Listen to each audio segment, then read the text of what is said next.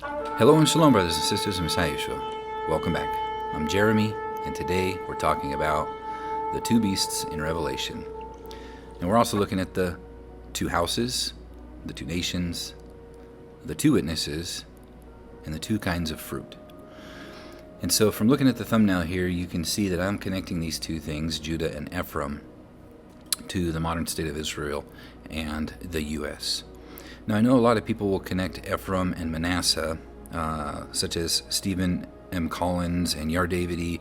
They will look at Manasseh as being the U.S. and Ephraim being Britain, but I kind of think those are flip-flopped. I think that Britain has more of the shadow and being Manasseh being the firstborn, and Ephraim being a picture of the U.S. And I'm going to walk you through Scripture because the U.S. is the one that is a nation born of a multitude of nations, and people from all walks of life have made up the United States. But what we're going to look at today with this is because when you talk about the beasts, what a lot of people don't realize is that all throughout the Scripture, each head of the beast was a nation that ruled over the children of God. And whether those children, meaning those that bore his fruit, and they had a purpose. It wasn't for us to rise up against them, to speak evil against them, or any of those things. However, those beasts that ruled over his people at some point would turn on the people and require them to worship images or hard labor and so forth. And then we would see later that, like with Egypt, the first head, God used them for a purpose to preserve the life of his people so that they could multiply. And during that time, they lived decent lives in there until Pharaoh started making it hard on them. And then they cried out to God, and God pulled them out. And because of that, Egypt later fell and received their judgment. Same thing with Assyria. However, Assyria received its judgment as well, but the children of Israel, who became Ephraim, did not return at that time. It's prophesied not to till the end, and we're going to look at that today. And so forth with Persia and Babylon and so forth. They required the children of Israel to worship the image of the beasts and so forth, and they would not. They held and stand fast to God's commandments. And so we're going to look at that today, that within these beasts, they have a purpose, and the people within them are two groups. They bear good and evil fruit. Those that bear the evil fruit are cast out. Those that bear the good fruit are not. And I know some of you will be thinking again that I'm trying to push some sort of hate. There has been some comments that I think YouTube has taken away because I can only see part of it, about doing some evil and wicked things to some of these nations and rising up against them. But what we're going to find is that's not what we're supposed to do. So at the end of this teaching, what I'm going to show you is that the two beasts in Revelation, I believe, are a picture of the two houses, the king of the north and the king of the south, which is the beast that rises out of the sea is Ephraim, which is a picture of modern day U.S., and that the beast that rises out of the land is modern day Israel. And we're going to walk through those, that within both of these you have believers and you have those that don't believe. You have those that bear good fruit and those that don't. And so we're going to see that, and we're going to connect Ephraim and Judah as well with the two witnesses. And we're going to show both of those with Ezekiel 37 and the resurrection, and Revelation 11, where we see those two witnesses, and also the woman and the man-child and so forth. But at the end of this, my hope is that you'll see that within Ephraim is pictured as Israel, as the vine, and Judah is pictured as the fig, and both bear good and evil fruits. Okay, so with that said, let's move forward. All right, so we will start and end with this right here. I think this is very important. It says, here is the patience of the saints. The saints are this, is what it's telling you. And there's two things here. It says, here are they that, one, keep the commandments of God, and two, have the faith of Yeshua. So with these two beasts, the beast that rises out of the land and the beast that rises out of the sea, I believe it's made up of the people groups that rule over the U.S. And not only that, but they claim to be One, the U.S., a Christian nation. So, and what does much of Christianity say today? That you don't have to keep God's commandments, and by doing so, you're trying to earn your salvation. Therefore, it's legalism, and you've fallen from grace. That is the farthest thing from the truth that we've gone through. I've gone through so many videos with this, that when Paul says we're no longer under the law, he's teaching we're no longer under the penalty of the law, because he goes on to say, should we therefore continue to sin? No, God forbid. And he says that sin is a transgression of the law. He goes on to say to keep the feasts, not with the unleavened bread of malice and wickedness, but with the unleavened bread of sincerity and truth. They kept the Sabbaths. And over and over and over again, the Bible tells us, if you love me, keep the commandments. These are they who have faith in Yeshua and keep the commandments. He says that he comes not to destroy the Torah and the prophets, and those that teach and do will be called great. Those that don't teach and don't do will be called least in the kingdom. He says, John tells us, those that say they know him and keep not his commandments are liars, and the truth's not in him. So here we have a false Christ saying that Yeshua's commandments and the Father's commandments are done away with. A nation that says that. So the lie, we're going to look at these two lies today, is that you don't have to keep his commandments. And we have a nation that rises out of the sea that says that very thing. Well, there's a nation that rises out of the land that says you don't need Yeshua. And people are saying that they are the children of God simply by the blood that runs through their veins. When we know from Old Testament and New Testament that it's through faith, and that Abraham believed and kept God's commandments. He kept his Torah before it was ever given at Mount Sinai.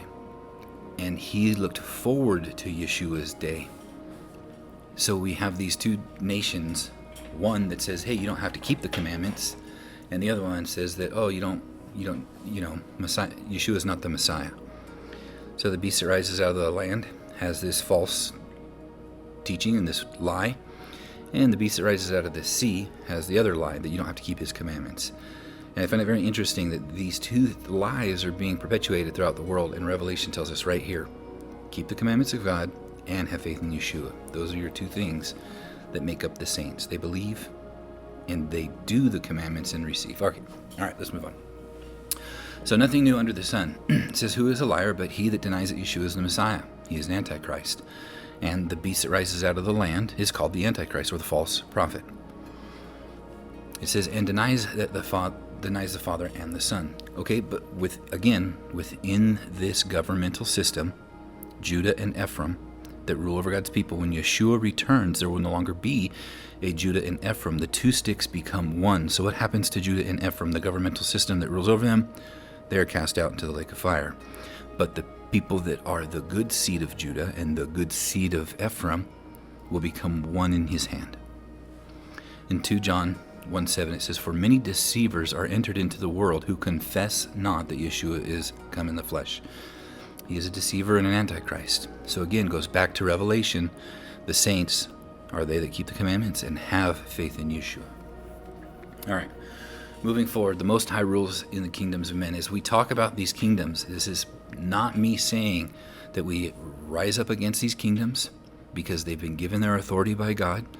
We see here many times throughout the Bible and in Daniel, it says that the Most High rules in the kingdom of men and he gives it to whomever he will. So we're not to rise up against them and we're not to fight against them. Moving on. We are to obey God, and by obeying God, one of the things is to obey those that are placed over us. In Romans 8:28 it says, and we know that all things work together for good to them that love God and to whom are called according to his purpose. And in James 4:7 it says, submit yourselves therefore to God, resist the devil, and he will flee from you. We are to submit to God first, and then resist the devil, and he will flee from you. And the devil has been given authority over this world and the kingdoms of it. But he's been given that authority from the Father. And that was given at the garden when Adam and Eve chose to eat from the tree of knowledge of good and evil. We'll look at that real quickly here in a moment.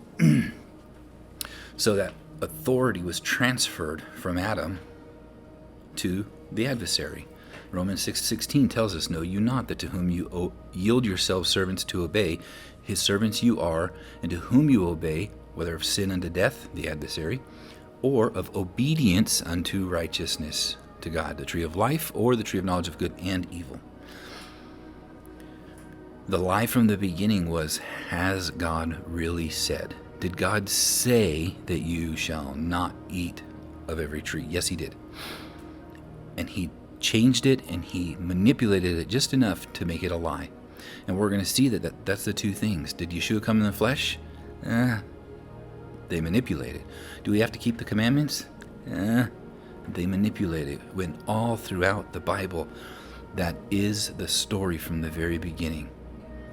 The goodness of God and walking out his commandments and doing those things teach us what a good human being looks like, what God originally intended for us before we ate from the tree and then knew evil and death entered the world. All right. So the authority that was given to him in Luke 4:6, Yeshua does not question it, right? When it says, "And the devil said unto him," to Yeshua, "All this power," right, "will I give to you, and the glory of them, for it is delivered unto me, and to whomsoever I will give it." So who gave him the authority? Who delivered it to him? The Most High gave it to him because they submitted themselves to him in the garden. So it was given to him because they submitted themselves to obey him and to disobey God. So the adversary was given the authority over this world where death reigns. In Luke 4:5 it says, "And the devil, taking him upon a high mountain, showed unto him all the kingdoms of the world in a moment of time." You see, Yeshua didn't question his authority when he said this. He rebuked him with the scriptures and told him to do what? Yeshua obeyed the scriptures. "You shall not tempt, you shall not worship any other god, but you shall," and so forth. All right. Matthew 28:18, it says, "And Yeshua came and spake unto them, saying, All power is given unto me in heaven and in earth." So we know at the cross, at the tree, at the stake, when Yeshua died and rose to life and ascended, all power was given to him. And I've taught on this before. Yeshua came in millennial day 4, the 4th millennium, and he was given all that power. But Hosea says that he will return to where he came from for 2 days. That's day 5 and day 6, or the 5th millennium, 6th millennium. And he will raise us up the 3rd day. We'll talk a little bit about the 3rd day stuff here, but just like David was anointed king, he did not rule until Saul, the adversary, whose name is the grave, Sheol, death, was taken out of the way. And when Hasatan is cast down, we'll see that the authority is then, it says Yeshua, the kingdoms of this world have become the kingdoms of our Lord and of his Messiah, and he begins to reign. This is the millennial day 7, which is the 3rd day from day 4. Day 5 is 1, day 6 is 2, and day 7 is the 3rd day from when he came, because Hosea says that he will return. So when he returned for 2 days, he would be there, 2,000 years. And then when he returns on day 7, that is the Sabbath. The Bible says that he is master of the Sabbath. And in Isaiah it says that he is, if you will seek from doing your own pleasure on my holy days, and it says the Sabbath, that's his day, the day of the Lord. And it's a 1,000-year reign, a 1,000-year period. In 2 Corinthians 4:4 it says, "In whom the God of this world has blinded the minds of them which believe not, lest the light of the glorious gospel of Messiah, who is the image of God, should shine unto them." So it's the God of this world, the adversary, who has blinded the minds of them by the deception. Has God really said? Keep that in mind as we move forward, because it's very important. When we see these beasts that speak like a dragon, well, how does the dragon speak? From the very beginning, it was a lie that Yeshua is not the Messiah, right? "Oh, you surely won't die." What did all the false prophets tell Israel and Judah? "Oh, you won't be taken," right? Judgment isn't coming. You don't need Yeshua. You don't need to keep his commandments. These are the lies perpetuated by these two beast systems. All right, moving on. In John 19:10 it says, "Then Pilate said to him, Speak not to me. Know you not that I have the power to crucify you and have power to release you?" But Yeshua answers him, "You could have no power at all against me, except it were given to you from above. Therefore, that he delivered to me to you has the greater sin. So he's saying, Yeshua says the power that he gave this governing official was given to him from above. So all power comes down from the Father of lights, all authority. Romans 13:1, it says, let every soul be subject unto the higher powers, for there is no power but of God. The powers that be are ordained of God. Whosoever therefore resisteth the power resisteth the ordinance of God, and they that resist shall receive to themselves damnation. And I know a lot of people will take this and say, well, no, that's only in the believing community. No, it's not, because Yeshua just showed us that a non-believer had been given his authority by God. Yeshua tells, we'll look at this verse later, but when talking about the image of Caesar that's on the coin, he says, give to Caesar that which is Caesar's, and give to God that which is God's. God gives the power to these authorities. Therefore, we obey them until they tell us to break God's commandments or command us to break God's commandments. Then God is the higher authority. We do not do that.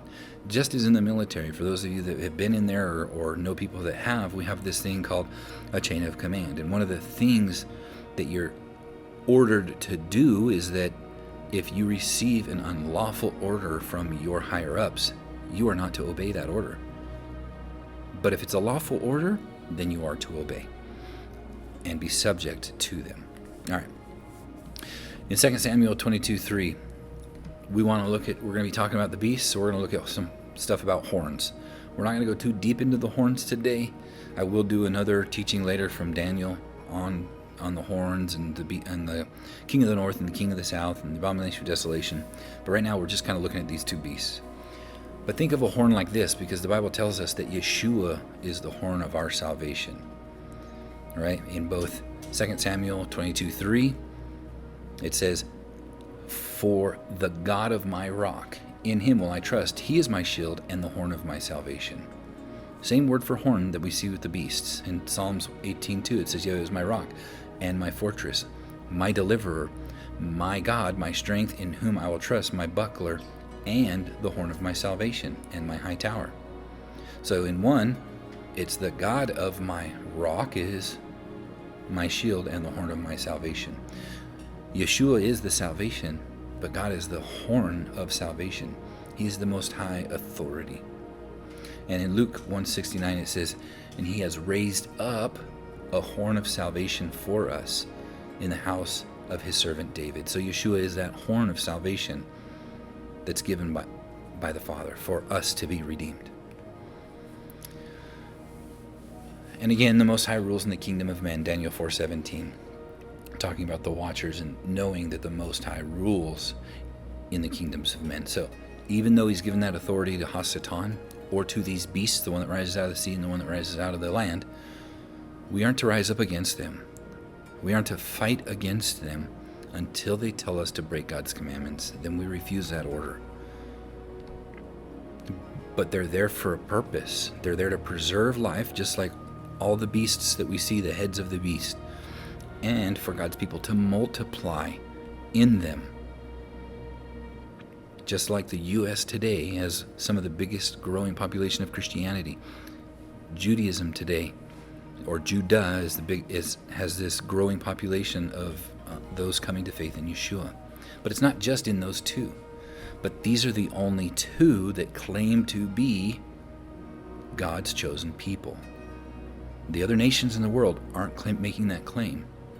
But you have Israel that does, and you have America that claims to be the Christian nation and the nation of God's chosen people. All these other nations aren't making that claim as we're moving forward. Okay. Trees as men. Another thing we have to look at before we go. In Mark 8:23, I've taught on this before.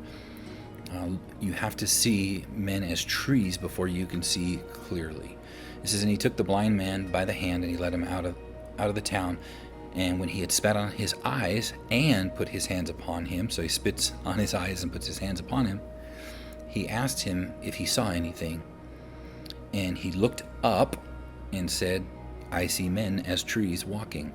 So there were lots of teachings on this, well, could Yeshua not do it right the first time, or he was just practicing? No, it's very prophetic. There's a reason. You have to first see men as trees, and then afterwards you'll see clearly. It goes on, it says, and after that he put his hands upon his eyes and made him look up, and he was restored and saw every man clearly, because you have to see men as trees.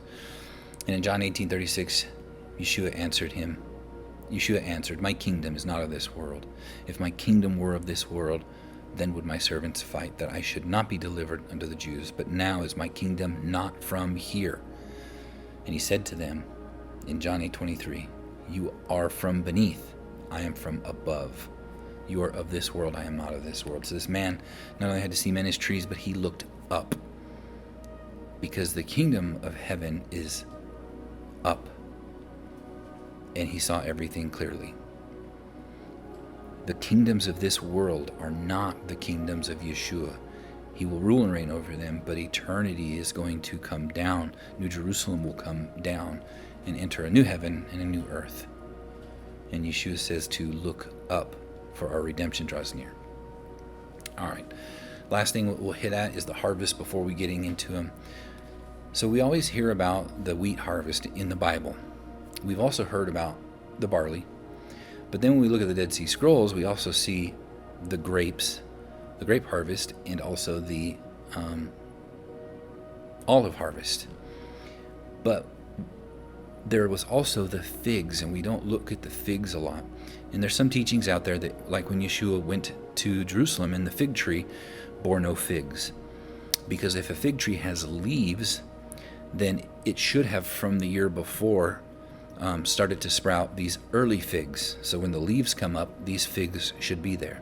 So because this fig tree had leaves, it should have had the early figs. But when Yeshua got to it, they weren't there. They weren't present. They had no fruit. And so he cursed the fig tree for not having fruit. Okay, and this takes place, the harvest of these, right after the wheat harvest. Right around the time of the wheat harvest in June, you get the early figs from June to July, that you should have fruit on those, this sweet fruit instead of the wheat. The barley is called the bekur, and the wheat is called the reshit bekurim. See, all of these are first fruits, which is a bekur. But specifically, the Bible calls wheat the reshit bekurim is the, I got that backwards, the first of the first fruits. Sorry, you see those, it says the barley is called the bekur, but it's not. The barley is the reshit bekurim, the first of the first fruits when they put the sickle to the grain. And then culminating in the wheat harvest, or Shavuot, is the bekur. Okay, so I got those mixed up. Keep that in mind. Reshit bekur, or the reshit bekurim, is the first of the first fruits, the head of the first fruits. And then the wheat harvest is the bekur. But the figs are also called, the early figs are also called the bekurah. And what we're going to look at today is that the fig tree is a picture of Judah. We'll look at that from Jeremiah. And we're going to look at the grapes and the grape harvest being a picture of Ephraim in the scripture, but both being pictures of Israel. Okay? And then later, you get the late figs at the end of that grape harvest and starting into the olive harvest.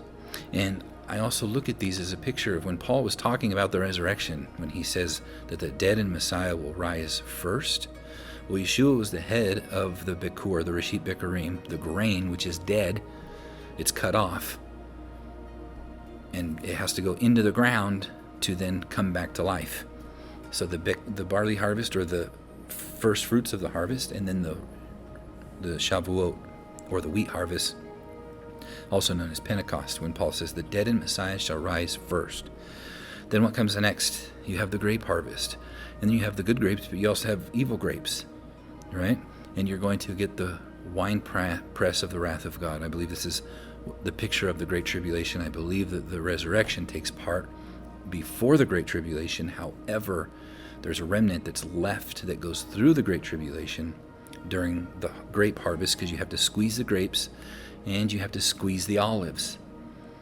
And then at that end, right after the grapes, or a picture of Ephraim we'll see here in a moment, because he went to the Jew first, right, the figs, but they didn't bear any fruit. Then he went to the Gentiles, Ephraim, to gather the lost sheep of the house of Israel.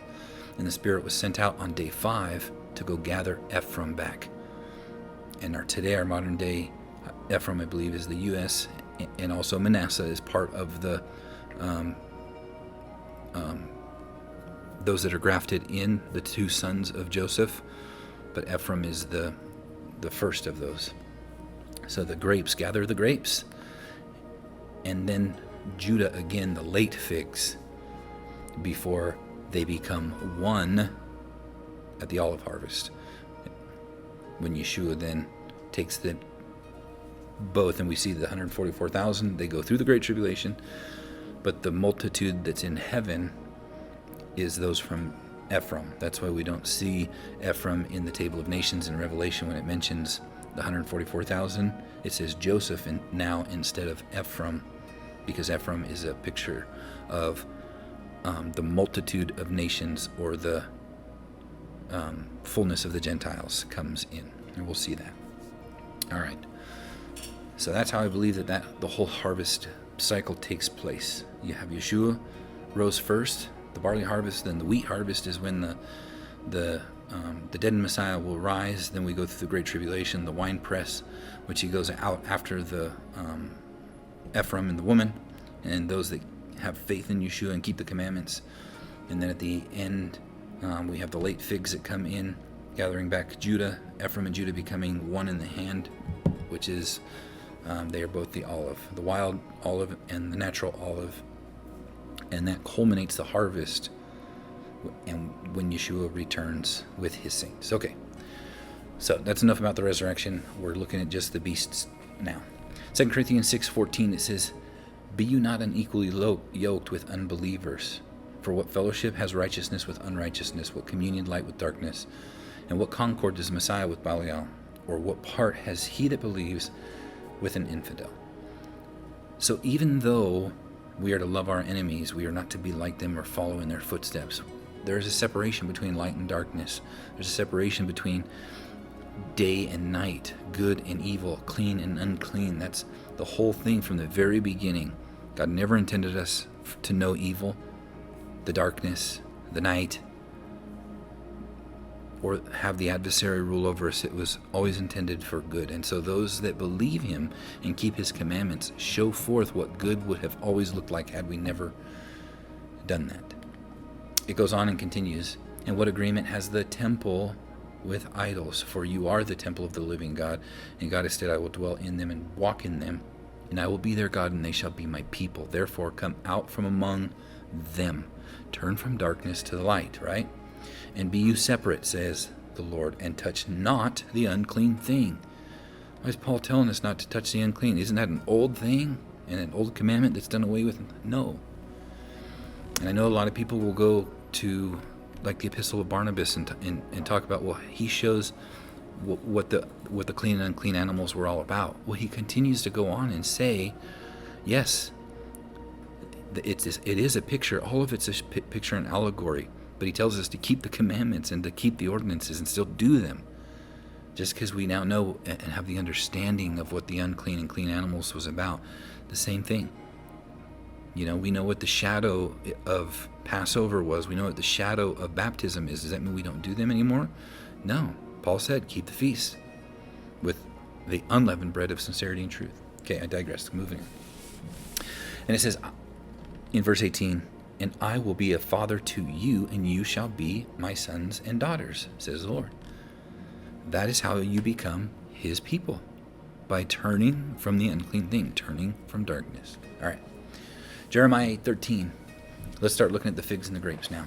With all that groundwork put that took me almost 30 minutes. Sorry about that. Jeremiah 8:13. "I will surely consume them, says Yahweh. There shall be no grapes on the vine, nor figs on the fig tree, and the leaf shall fade, and the things that I have given them shall pass away from them." So he's going to cast off and consume the grapes and the figs. Is that the good grapes and the good figs? No, because there's also, we see blessings for those as well.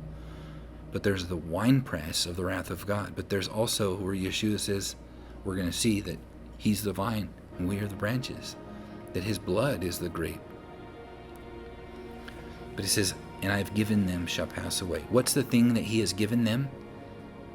He gave them the earth and the land, but it's going to pass away.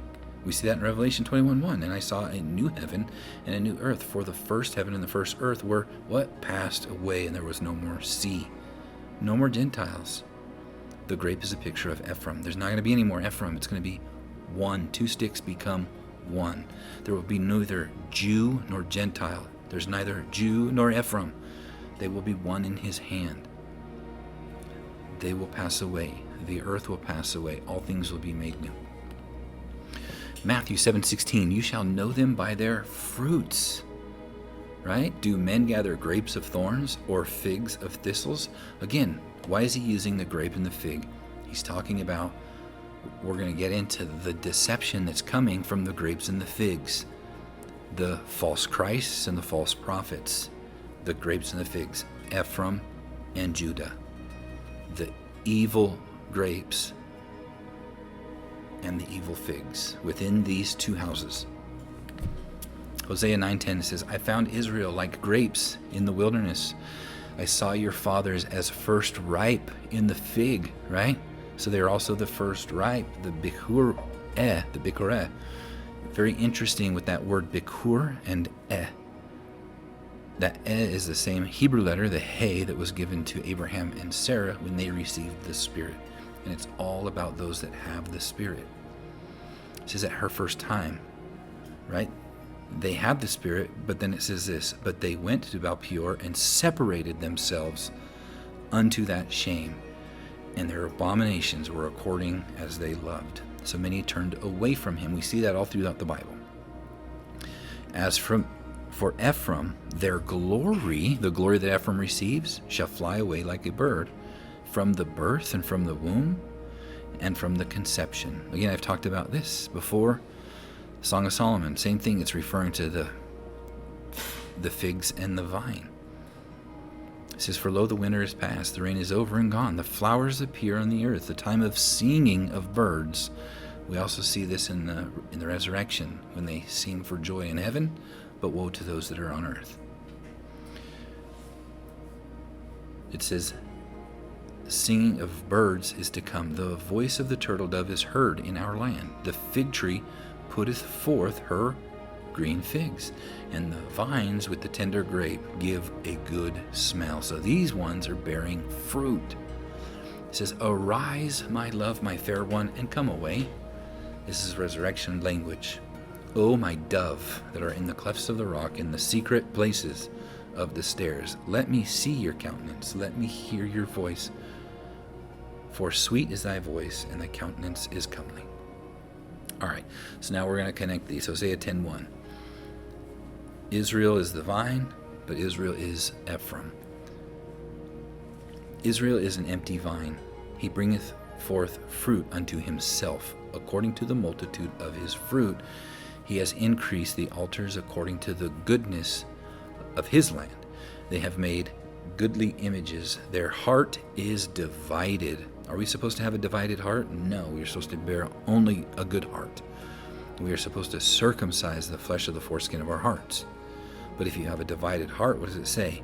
Now shall they be found faulty. He shall break down their altars and shall spoil their images. He's going to go on and connect Israel and the vine to Ephraim. It continues in verse 4.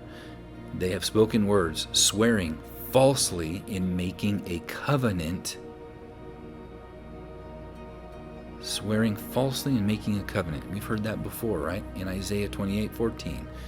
Therefore, hear the word of Yahweh, you scornful men that rule this people, which are in Jerusalem.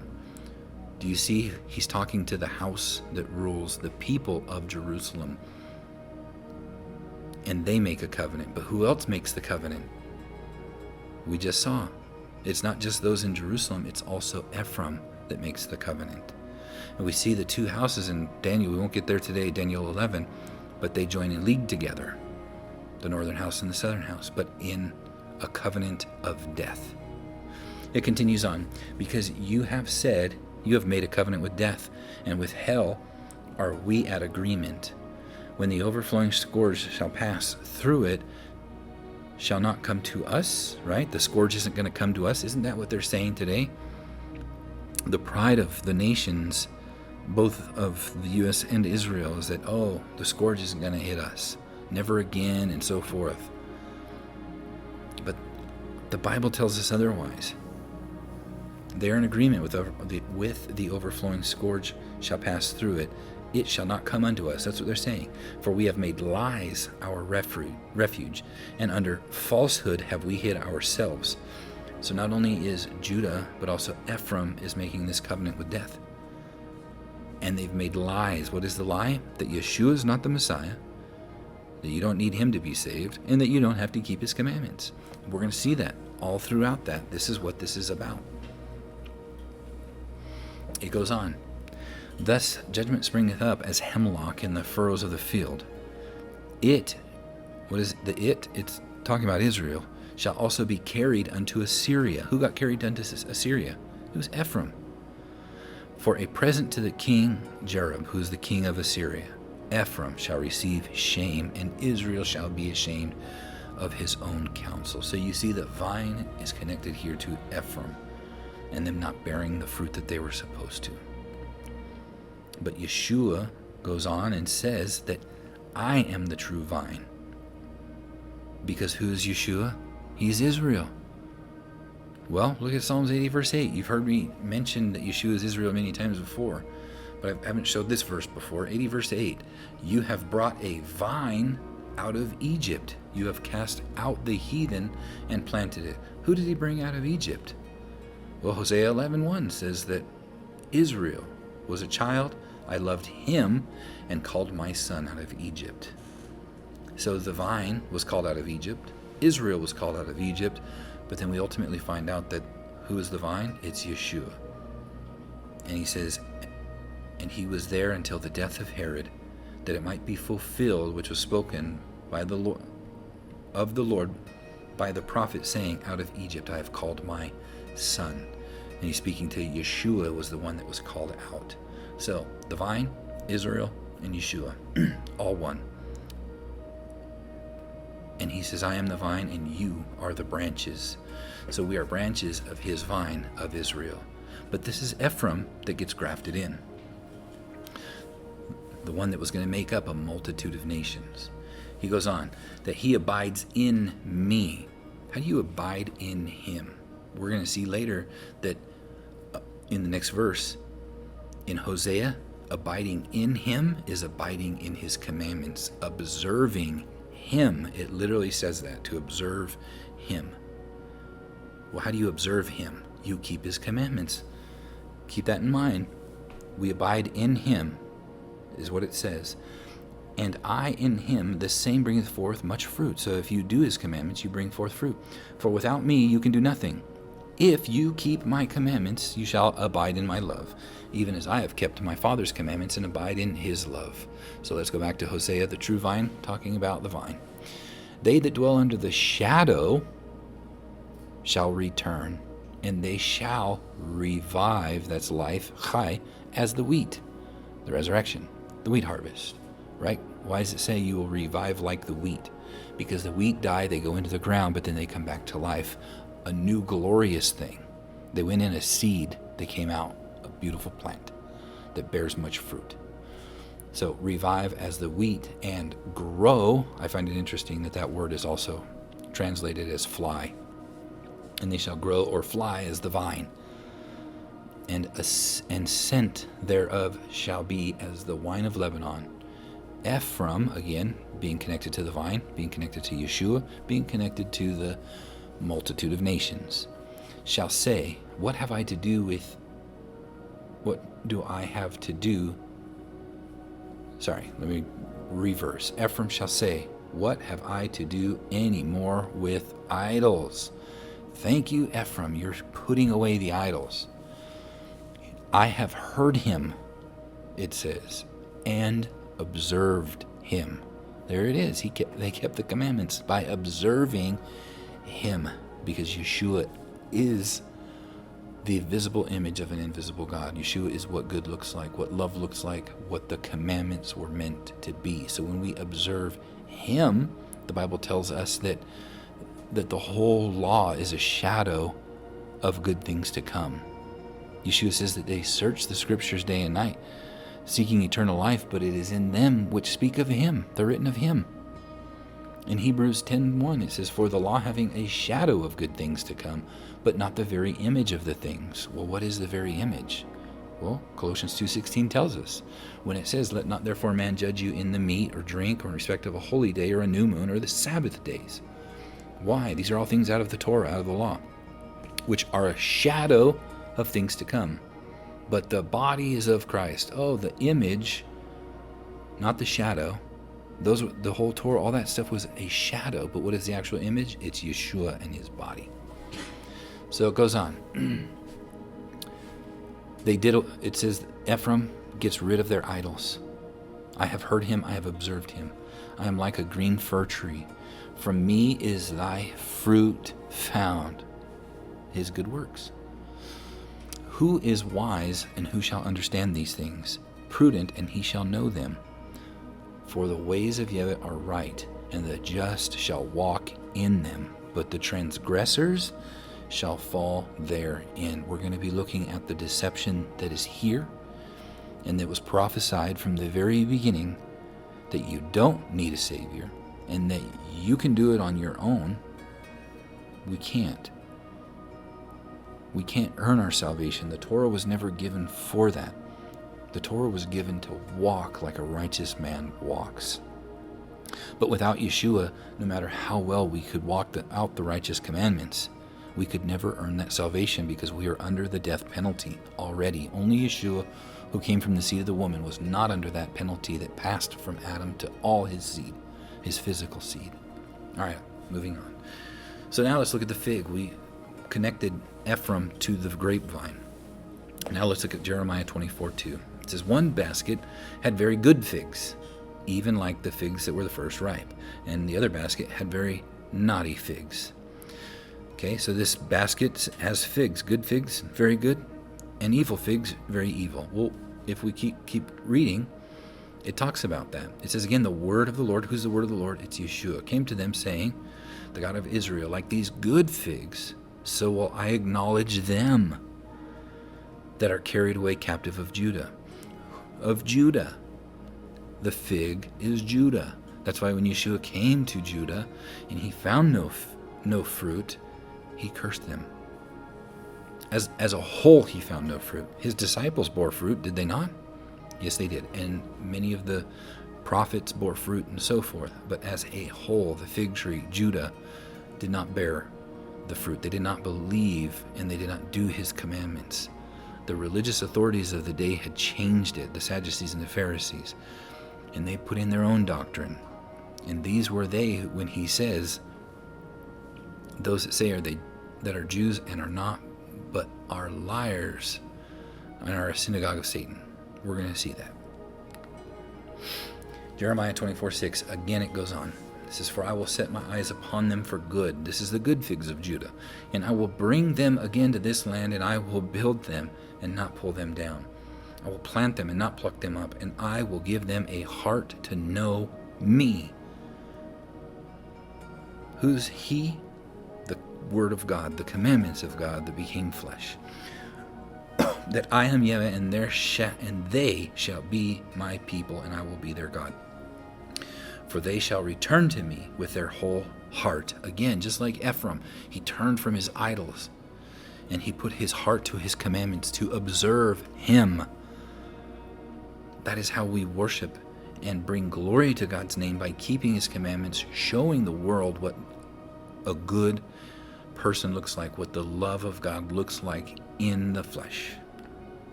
Jeremiah 24:8, it continues on. And as the evil figs, which cannot be eaten, they are so evil.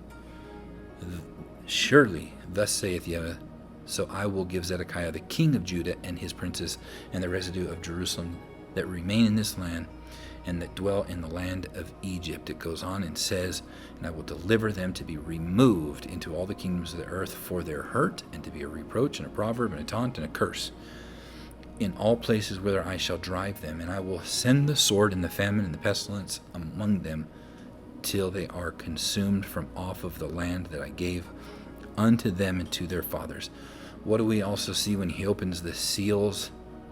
The sword, the famine, the pestilence, and death, to consume them. But is he consuming all Judah? No, he is consuming the evil figs of Judah, just as the evil grapes of Ephraim go through the winepress of the wrath of God. They will receive the wrath as well. But the good grapes and the good figs will receive the promise. But these are they, the saints, which keep the commandments of God and have faith in Yeshua. You have to do these things. Who sees who enters the promised land? So I've talked about this before, Numbers 32:11. It says, surely none of the men that came up out of Egypt from 20 years old and upwards shall see the land. So not only did they not get to see the actual land of this world, but it's also a prophetic picture of who enters the land. And we'll see that here in a second. Which I swore to Abraham and to Isaac, to Jacob, because they have not wholly followed me. They didn't follow him. They didn't do what he said. They obeyed their father, the devil. It says, except for Caleb, the son of Jephunneh, the Kenizzite, and Joshua, the son of Nun, for they have wholly followed Yahweh. So it was only Caleb and Joshua that got to go into the promised land. And I've shown this before. Again, not by flesh, but by faith. And that faith is obedience. Abraham believed. Abraham obeyed. Faith without works is dead. Show me your faith without your works, and we are supposed to show our faith by our works, and that's the good works. So let's look at this a little bit further. In Numbers 13:16, it says, these are the names of the men which Moses sent to spy out the land. And Moses called who? Oshea, or Eushua, the son of Nun, Joshua. He changed his name to Joshua. Why? Because it's a picture of Yeshua, and that is Yehoshua is the name. Then we see in Numbers 13:6, of the tribe of Judah, Caleb, the son of Jephunneh, the Kenizzite. And I don't know if people have caught on to this before, but I find it very interesting. Caleb is from the tribe of Judah, but he says that he's the son of Jephunneh, who is a Kenizzite. Kenizzites were part of the Canaanites, I believe, so he was grafted in. Somehow, some way, but he was of the tribe of Judah. When we look at Ezekiel 37, we see the two sticks. The house of Judah, his companions, Israel. The house of Ephraim, who's the house of Joseph, Israel, and his companions. That word companion means to be grafted in. And also with Numbers 13:8, Joshua, we see, is from the tribe of Ephraim. Of the tribe of Ephraim, it says, Joshua, Oshea, the son of Nun. And that word there is fish or seed. But both of these are the two houses that get to enter the land. The northern house and the southern house. Those two make up Israel. But when Yeshua returns, there will be no more the beast from the sea or the beast from the land, Judah and Ephraim. Ephraim is a multitude of nations, the beast that rises out of the sea, who sits on many waters, many peoples, multitudes, tongues, and nations, or the beast that rises out of the land, Judah. There will be one in his hand, the good grapes and the good figs, but they will become the nation of Israel, the olive tree, who bears much fruit for the light of the world. All right, moving on. We also see with them in Numbers 27:8, it says, he said to Moses, take you Joshua, the son of Nun, a man in whom is the Ruach, the Spirit, and lay your hand on him. So Joshua received the Spirit of God, the Ruach, and also so did Caleb. We see it says, and Joshua the son of Nun was full of the spirit of wisdom, for Moses had laid his hands upon him, and the children of Israel hearkened to him and did as Yahweh commanded Moses. So they did what he commanded. So the Holy Spirit was in Joshua. He received it. Well, did Caleb? Yes. Numbers 14:24. They make it a point to tell you that the Spirit of God was in these two men, Ephraim and Judah, the good figs and the good grapes. But my servant Caleb, because he had another spirit, the Ruach, that additional spirit. See, the Father gives the Spirit of life to all things, but only the Son gives the Spirit of eternal life and promise, his Spirit, the Ruach HaKodesh. And the Spirit was with him and has followed me fully. Him will I bring into the land whereinto he went, and his seed shall possess it. So Moses doesn't bring him into the land. It's Joshua and Caleb. And Joshua being a picture of Yahushua. All right, in Nehemiah 9:20, the Holy Spirit, it says, and you have also given your good spirit to instruct them, and withheld not your manna, Yeshua is the manna, from their mouth, the instructions, and gave them water for their thirst. So not only do you have to have the letter, but you have to have the Spirit, because it's through love that we follow the commandments, not just trying to skirt around them and just do the legal letter of the law, but through a loving heart that actually loves their neighbor as their self and loves God and wants to do what he says like a good son. Galatians 4:6, and because you are sons, God has sent forth the Spirit of his Son into your hearts, crying, Abba, Father. So the Spirit that Caleb and Joshua received was the Spirit of his Son, so that they could cry, Abba, Father, the house of Judah, the house of Ephraim, but only those that receive the Spirit and keep the commandments and have faith in Yeshua. So let's look at the two witnesses now. In Ezekiel 37 and Revelation 11, they are connected, and I'm going to show you that they are the two houses. The two witnesses are the two houses. Now I know some people will say, well, it's only two legitimate witnesses, like Moses and Elijah, because they were the only two that went up the mountain. They saw God, they were with Yeshua, and that very well could be that those two were there. But I'm also going to show you that this is a picture of the two houses and the resurrection. So let's look at it. In Ezekiel 37, verses 3 and 9, these are called dry bones, and they are the slain of Israel. Well, we see in Revelation 11, verses 8 and 9, they are called dead bodies, and they were the killed. Dry bones, slain, dead bodies, killed. Okay, in verse 10, it says, breath came into them in Ezekiel 37, and they lived. Well, in verse 11 of Revelation 11, it says, the Spirit of life from God entered into them. They lived. Why? Because it's the Spirit of life came into them, the breath of life. In verse 10 of Ezekiel 37, it says, and they stood upon their feet. In Revelation 11, verse 11, it says, and they stood upon their feet. In Ezekiel 37, verse 11, it says, they are the whole house of Israel, both Ephraim and Judah. The very next verses talk about the two sticks, the two trees. In Revelation 11, they are the two witnesses. I believe it is the house of Ephraim and the house of Judah. And we see in Isaiah 43:1, it says, but now, thus says Yahweh, that created you, Jacob, and that formed you, O Israel, which if you're a believer in Yeshua and you keep his commandments, you are Israel. Israel is the church is Israel. It has always been since the very beginning of the Bible. It goes on, fear not, for I have redeemed you. I have called you by name. What name is that? Israel. You are mine. And it goes on in verse 43, verse 10, it says, you are my witnesses, says Yahweh, and my servant whom I have chosen, that you may know and believe me, and understand that I am he, and before me there was no God formed, neither shall there be after me. So who are his witnesses? It's Israel. And who makes up Israel? Ephraim and Judah, until the resurrection. Then they are raised to life as one in his hand. That's what we see with the dry bones. That's what we see in Isaiah 66 with the woman that gives birth to the man-child. It's a one nation that rises, Israel, the true house of God. So in Ezekiel 37, it's the two sticks. That word for sticks is trees.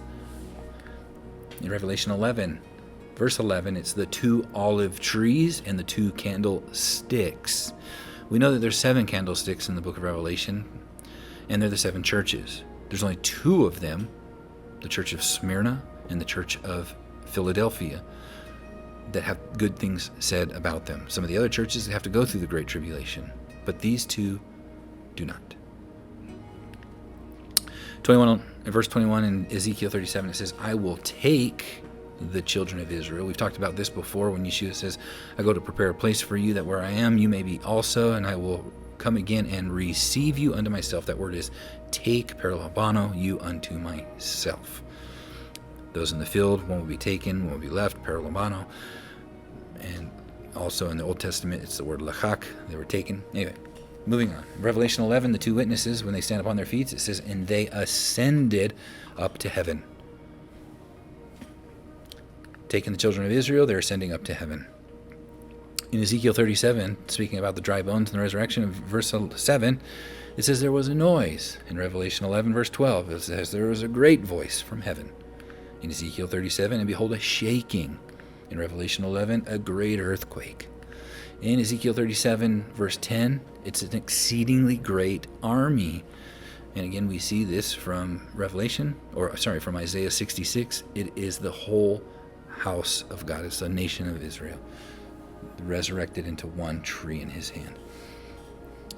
Great voices in heaven are the exceeding great army. And we're going to read some verses about those that are in heaven and those that are on earth. Woe to the earth. Ezekiel 37, it says, O my people, I will open your graves. In Revelation 11, it says, and the time of the dead that they should be judged. So this is the resurrection in Revelation 11. It's the resurrection in Ezekiel 37. In verse 28, it says, the heathen shall know, right? And in verse 12 of Revelation 11, it says, and their enemies beheld them.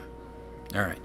Revelation 11:15, it says, the 7th angel sounded, and there were great voices in heaven saying, the kingdoms of this world are become the kingdoms of our God and the Messiah, and he shall reign forever and ever. How long does he reign? 1,000 years. It's the Sabbath millennium, the millennial reign. And this takes place at the 7th trumpet, when the dead in Messiah rise, those 2 witnesses, Ephraim and Judah, the whole house of Israel. Like Paul mentions, the dead in Messiah will rise first. Then we who are alive and remain. But we see that he leaves a remnant. You can't harvest the 4 corners of the earth, so some are left that go through the Great Tribulation until the very end. We see in Revelation 12:10, and I heard a loud voice saying in heaven, now is come salvation, and the strength and the kingdom of our God and the power of his Messiah. For the accuser of our brethren is cast down, which accused them before God day and night. And then it goes on to say that he has 42 months. But how is it that at the time of the resurrection of the 2 witnesses, and at the same time, Hasatan's being cast down, the child is being caught up, is it the time that Messiah begins to reign? It's because it says the start of the Great Tribulation, when Hasatan's cast down, and the resurrection. And we will see that there are saints in heaven, but there's also some on earth. And we will see that as we move forward. But more so, we're looking at the 2 beasts. But we can see clearly here, who is the dry bones prophecy talking about? It's Israel and the 2 houses, Ephraim and Judah. It goes on right after that verse, and we're not going to get into it here, but it talks about the 2 trees, Ephraim and Judah, and they will be one in his hand. When? At the resurrection. So we see in Isaiah 66:7, before she travailed. Who's the she? The woman in Revelation 12, when it says, I saw a woman clothed with the sun and the moon under her feet. Who's this woman? It's heavenly Jerusalem. Before she travailed, before she brought forth, before her pain came, before the Great Tribulation, she was delivered of a man-child. Who has heard such a thing? Who has seen such things? Shall the earth be made to bring forth in one day? What's that one day? The Shabbat, when Yeshua will rule and reign for 1,000 years. Or shall a nation be born at once? It's a nation being born. For as soon as Zion, who is Zion? She's the mother of us all. New Jerusalem, heavenly Jerusalem. For as soon as Zion travailed, she brought forth her children, a nation. And it goes on, who's the nation? It's Israel. We see in Revelation 11:3, it says, "And I will give power unto my 2 witnesses, and they shall prophesy how long? 1,260 days clothed in sackcloth." See, I believe there's 3.5 years before the Great Tribulation that the people will be given this knowledge, and these are the 2 olive trees, the 2 candlesticks, standing before the God of the earth. And if any man will hurt them, fire proceeds out of their mouth and devours their enemy. And if any man will hurt them, he must also be killed in this manner. I find it interesting that if anybody wars against, the U.S. or Israel right now, that what happens to them? Fire comes down on them. Very interesting. But my point here is that these 2 olive trees, the 2 witnesses, the 2 candlesticks, they resurrect and ascend to heaven.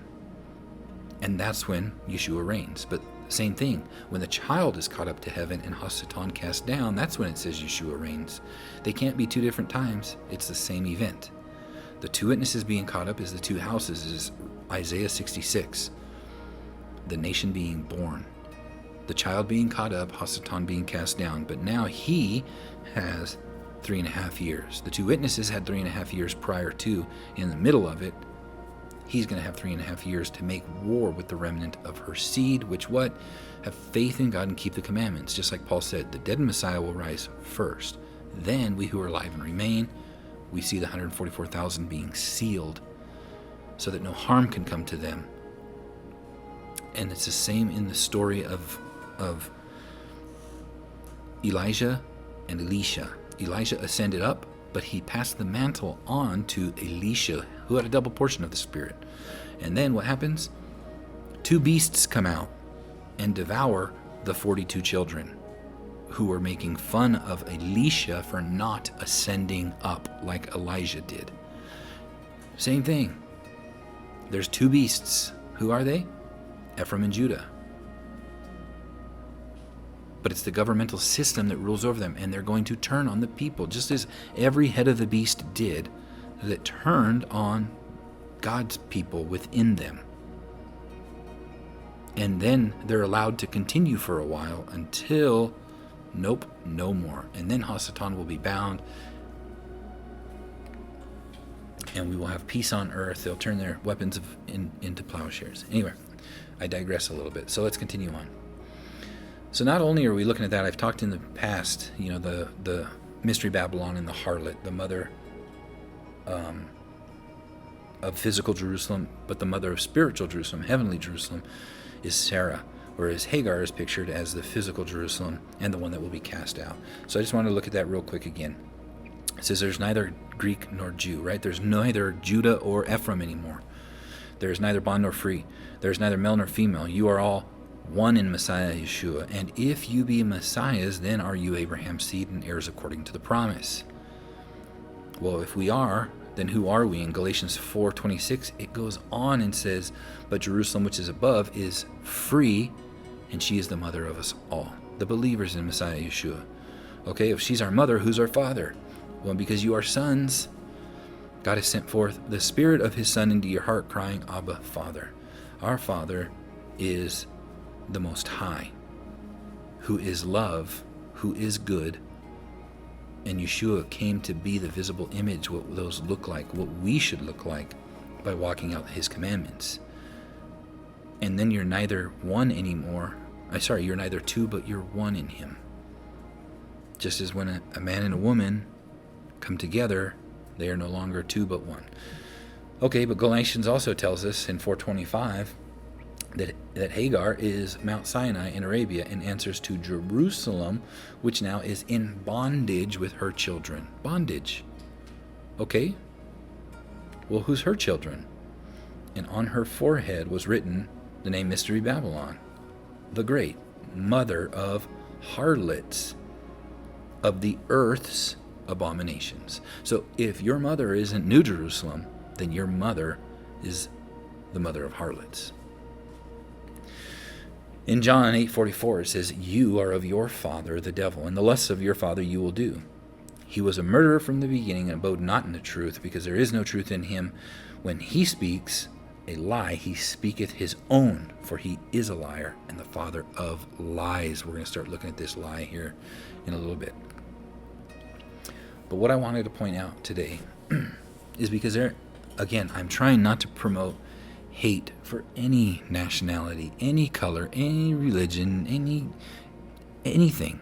The Bible teaches us that the fear of God, that wisdom, one of the fears of God is to hate evil. That's the only thing that the Bible ever tells us to actually hate, is evil itself. Hate anger, hate lust, hate the sin, hate those things that cause us to sin. That's it. But not to hate the people. We are to love our enemies. And it doesn't matter. God is no respecter of persons. It's not about the blood that goes through your vein. It's about your heart and turning from darkness to light. And with it, we have a lot of hatred within U.S. and Israel towards Arabs, or U.S. towards Judah, or Jews towards the Arabs, or Arabs towards the Yeshua, or Arabs towards the U.S. Do you see where I'm getting at? It's like this horrible cyclical pattern, each hating each other. But we're not supposed to do that. We're supposed to love each other and get them to know the truth. Because if they don't, they will be counted with those that are cast out. And I wanted to show people this. The estimated converts worldwide in the last 80 years, from Jewish believers to Yeshua, whether Messianic Jews or Hebrew Catholics, has been 350,000 to 1.5 million, somewhere in there. That's how many people have converted to Yeshua, to the belief in Yeshua. We know how many Arabs have done that in the last 80 years? Have converted from Islam to Yeshua, to Christianity in one form or another? 2 to 7 million. There are more Arabs coming to faith in Yeshua than there are Jewish believers. Now, I get it. They're, by and large, the Arabs are multiplying at a tremendous rate compared to them. But we're not supposed to show the hate for them. When people leave comments on my videos that we should wipe these people out, no, we shouldn't. Our job as believers is to try to get to teach them and show them the truth. That it's about belief in Yeshua, who is the visible image of God, who came to this world to pay the price that happened in the garden, and to walk out his commandments and to show the world the light, what it looks like to be a believer in God and bring glory to God's name, not to blaspheme his name by breaking his commandments and saying you're a child of God. That is how we blaspheme his name. By taking his name in vain, saying, I am a believer in Yeshua, or I'm a child of God, but yet not doing the things that he says to do. All right, I just wanted to put that in there as we move forward. So, to those that rule Jerusalem, we saw that in Isaiah 28:14, right? Wherefore, hear the word of Yahweh, you scornful men that rule this people which are in Jerusalem. So, he's talking about the rulers here that rule that nation, right? And we've looked at that before, Isaiah 48 verse 1, and we'll talk about it again.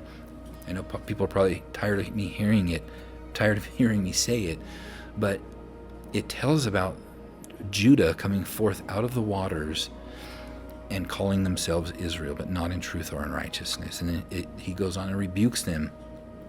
And I believe this is a picture of the beast that rises out of the land. All right, moving forward.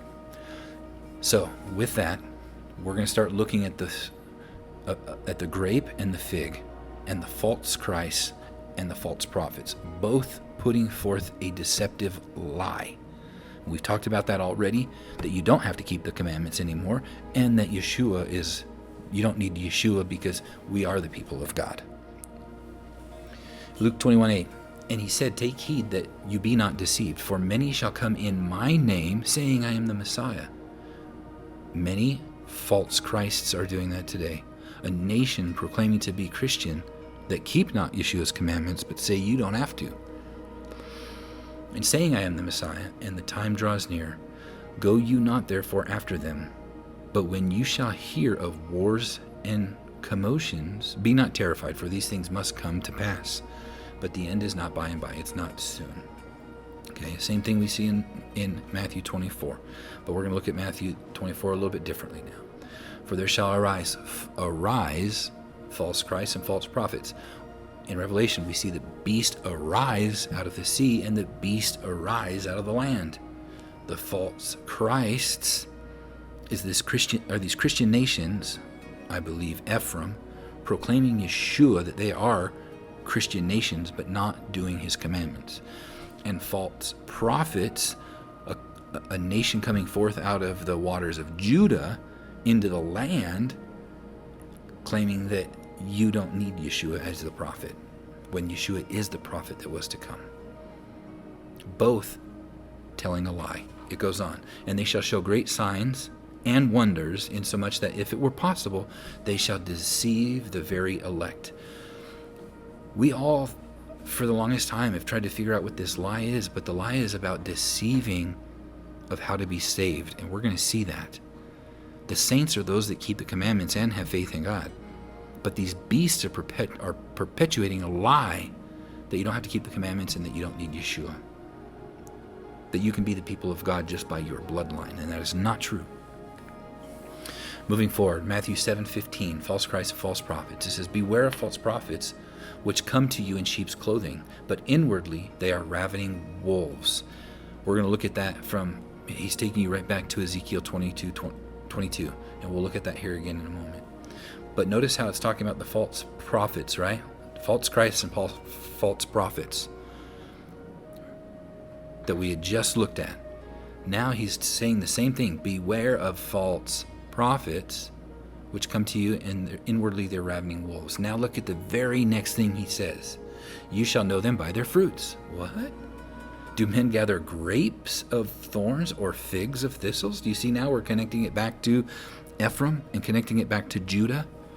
False Christs and false prophets, a nation that bears the name of Christ, Christian nation, saying you don't have to keep the commandments, and a nation coming forth out of the waters of Judah saying not in truth or in righteousness. They don't believe that Yeshua is the Messiah and that they are the people of God simply by the blood that runs through their veins. It's a lie. Both are lies perpetuated by these two beasts which claim to be the children of God. You shall know them by their fruits. Do men gather grapes or thorns or figs of thistles? It says, even so, every good tree brings forth good fruit, but a corrupt tree brings forth evil fruit. Again, taking it back to both the grapes and the figs, there's good and evil fruit. And each man being a tree of one of those. The grape, a picture of Ephraim. A man that bears good fruit will receive the reward. A man that bears evil fruit, his works will be cast out. Of the figs of Judah, a man that bears forth good fruit will receive the promise. The one that bears forth the evil fruit will be cast out. Continue on, Matthew 7:18. A good tree cannot bring forth evil fruit, neither can a corrupt tree bring forth good fruit. Because if you're a good tree, you're doing his commandments, right? And what does Paul say? That the fruits of the Spirit are love, joy, peace, patience, kindness, goodness, faithfulness, gentleness, self-control, and against such there is no Torah, no law, meaning no condemnation of the law to put you to death. But if you're a corrupt tree and you're not walking in his commandments and you're following the lusts of your heart, you cannot bear good fruit because you are evil and you're of your father, the devil. That doesn't mean that believers aren't going to stumble. But when we do, we get back up, we brush it off, we ask God for forgiveness, and we keep trying. Every tree that brings forth not good fruit is hewn down and cast into the fire. Well, that's interesting. What trees get cast into the fire? We don't ever see trees getting cast into the fire. We see two beasts getting cast into the fire. The false prophet and the beast that rises out of the sea, the beast that rises out of the land, Ephraim and Judah. The evil fruits the evil trees that come from them will be hewn down and cast into the fire. Matthew 7:21, continuing on. It says, not everyone that says, we are just continuing on. We talked about false Christs and false prophets. Then we go right into the grapes and the figs. And now we're going right into not everyone that says to me, Lord, Lord, shall enter the kingdom of heaven. But who? He that does the will of my Father which is in heaven. So going back to Ephraim and Judah again, one nation that says you don't have to keep the commandments. That's a lie. Yeshua says right here, he who does the will of my Father which is in heaven. And Ephraim saying, oh, you don't need Yeshua. Again, it's a lie. You are not the children of God except through Yeshua. They do the will of his Father in heaven. Many will say to me in that day, Lord, Lord, have we not prophesied in thy name? And in thy name cast out devils? And in thy name done many wonderful works? So here they are, prophesying, casting out devils, doing wonderful works. But they are not doing the will of his Father, which is to keep his commandments and to love one another, feeding the hungry, taking care of the widow and the orphan, clothing the naked, taking in the stranger, visiting the sick, those in prison, loving our fellow man and loving God through sacrifices that are spiritual, giving to those in need, praising him, thanking him, choosing that which he chose for us, the good. It goes on. And in thy name did many wonderful works. And then will I profess to them, I never knew you. Depart from me, you that work iniquity. They are of their father, the devil. In 1 John 2:2 or 2:22, it says, who is the liar but he who denies that Yeshua is the Messiah? You're a liar. This is the Antichrist, he who denies the Father and the Son. No one who denies the Son has the Father. Whoever confesses the Son has the Father also.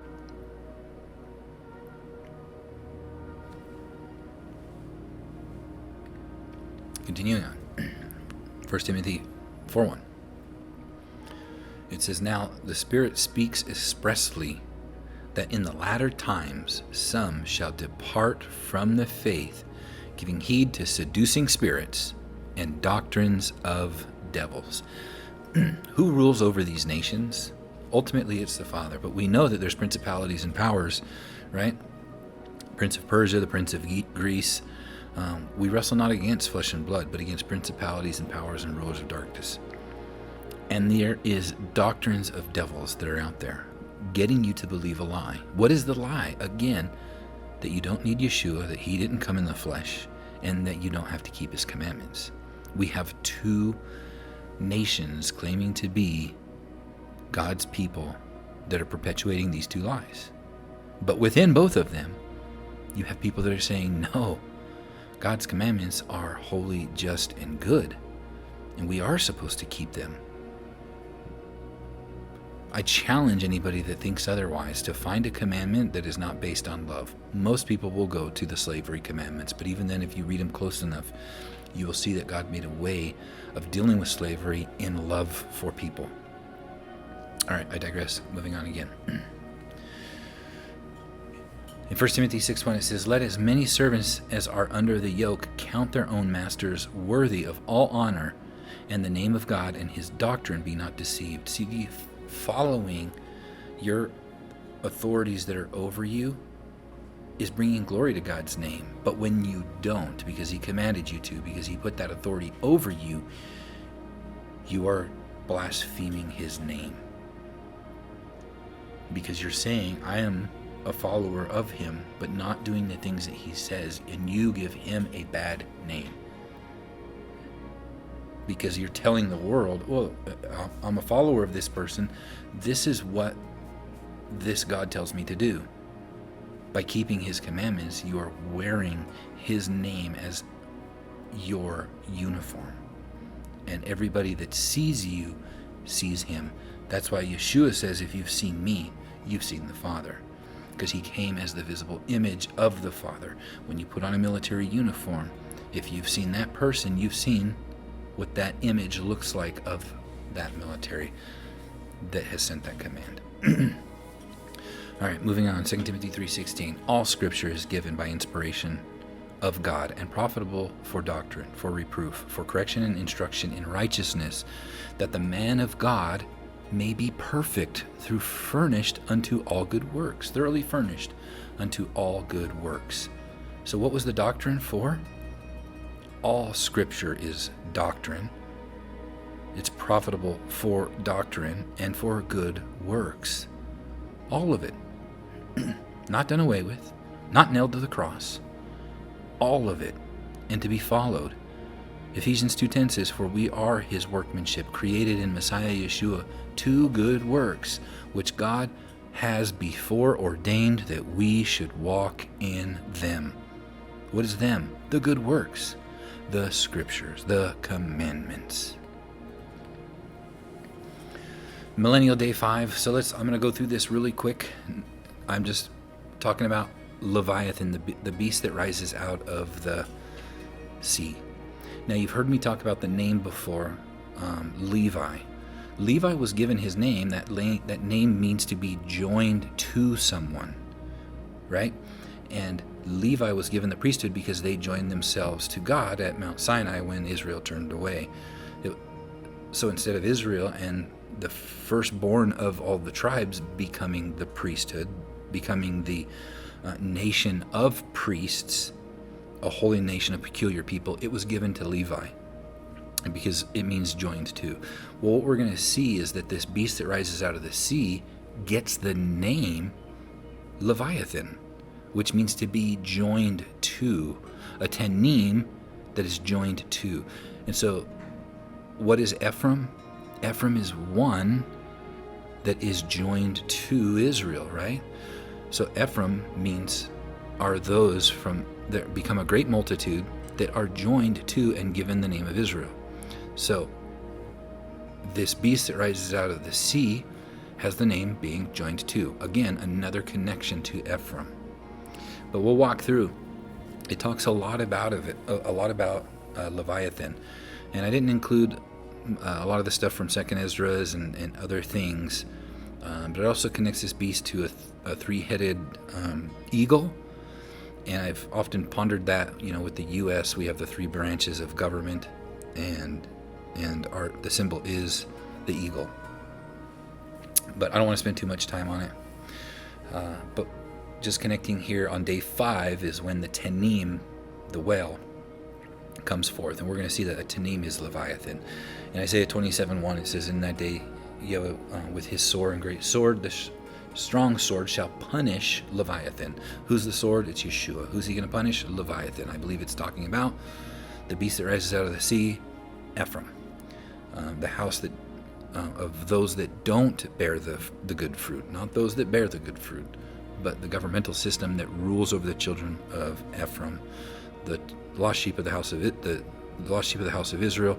Ephraim being the 10 tribes, having 10 horns, being a picture of the church, the 7 heads. Anyway, moving forward, you get where I'm going with that. The piercing servant, even Leviathan, the crooked servant, and he shall slay the dragon, the tenim, that is in the sea. So this Leviathan is a tenim. The tenim came forward on Millennial Day 5, or on actual Day 5, but a picture of Millennial Day 5, when we will see in Revelation, he says, "And of the heads, 5 have fallen. One is," that was Rome, "the other is not yet come. But when he comes, he is the 7th. He's also of the 8th." We'll talk about that here in a moment. In Psalms 74:12, it says, "For God is my King of the world, working salvation in the midst of the earth. You did divide the sea by the strength. You broke the heads of the dragons," tenim, "in the waters. You break the heads of Leviathan." So again, there now we can see that tenim that was created on Day 5, it's a Leviathan. And also a picture of Millennial Day 5, when Leviathan, this governmental system that then is a picture of Ephraim. And so why would Rome be a picture of Ephraim? Or why Greece? Well, I ask you this. Does not the scripture say that they are going out to the lost sheep of the houses of Israel in the Israel that's in the dispersion? I think that Israel was, when Assyria took them out, they migrated and later became the people of Rome. Not all of them, but many of them became the people of Rome. So again, Rome ruled over them, and the lost sheep of the house of Israel were part of them. And so intermingled with them, they were Ephraim. Okay, moving forward. We see here, 2nd Ezra 6:42, again, a look at the 3rd day. And it says, "Upon the 3rd day you did command the waters that they should be gathered in the 7th part." of the earth 6 parts. I've taught about this, that before the flood, we see here that 7 parts of the whole world, that's 14%, a seventh part, that's 14%, was water. But 6 parts, that's 86%, was land. That's not today. Today is only 25 to 30% is land, and about 70 to 75% is water. It's backwards. But before the flood, it was different. And so I think this is also a picture of the third day. When Yeshua returns on that third day, he's going to set that back in motion. I believe most of the water goes back up into the atmosphere, creating the big garment around the earth, the cloud, with its blue border again. And lifespans will be able to restore like they were before the flood. Anyway, I don't want to get into too much of that here, but I just thought I'd throw that in there as a picture of that. All right, moving on. Leviathan. In 2 Esdras 6:47, it says, "Upon the 5th day you said unto the 7th part, where is the waters that were gathered, that you should bring forth living creatures, fowl, and fishes? And it was so, and came to pass. For the dumb water, and without life," right? It didn't have life. What's life? The Ruach HaKodesh, the Spirit. And on the millennial day 5, that's when the Spirit was poured out. It says, "brought forth living things," right? Life went to the Gentiles, went to Ephraim, at the commandment of God, that all the people might praise his wondrous works. Continue on, it says, "Then did you ordain 2 living creatures." We're still talking about day 5. "The one you called Enoch," we will later find out Behemoth, "and the other Leviathan, and did separate the one from the other." Well, that's interesting. They were separated. They both came, but they were separated. Right? Judah and Ephraim separated from each other. "And did separate the one from the other, for the 7th part, namely, where the water was gathered together, might not hold them both." Right? And we know that there's a purpose for this. It was to bring in the Gentiles. It goes on, "And unto Enoch you gave 1 part, which is dried up the 3rd day, that it should dwell in the same part." He's talking about the land. He gave them the land, "wherein are 1,000 hills. But unto Leviathan you gave the 7th part, namely the moist." Right? The 1/7 was the water. But today it's much more. It's 70%, not the 14%. "And has kept him to be devoured of whom he will." So we're going to see also that Leviathan is eaten by the birds and fowls of the air. Their dead bodies will, anyway, moving forward. It says, "For every beast of the forest is mine, and every cattle upon 1,000 hills. I know all the fowls of the mountains, and the wild beasts of the field are mine." Again, he gives the authority to whomever he will. In Job 41:1, it says, "Can you draw out Leviathan with a hook, or his tongue with a cord which you let down?" Now, we talk about these beasts from Daniel and Revelation and so forth. The power that is within this beast is nobody can come up against it. It's a military might, and we're going to see that their pride is in their military might and war. But can you fight against it, is what Job is saying. Can you fill his skin with barbed irons, or his head with fish spears? It says, "None is so fierce that dare stir him up. Who then is able to stand before me?" Well, we are to stand before Yeshua and our Father in heaven. That's who we stand with.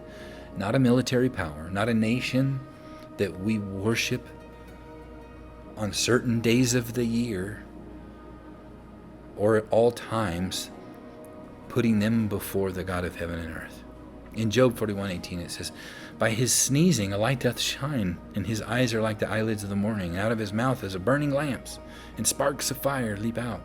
Out of his nostrils goes forth smoke, and out of a seething pot or cauldron his breath kindles coals, and the flame goes out of his mouth."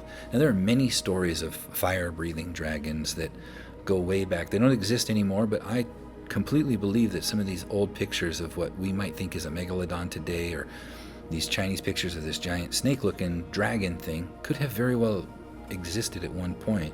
And they were in the sea, but they're not around anymore, or at least what we know of. But it's also a picture of a government and their military might, I believe, is what you're seeing here.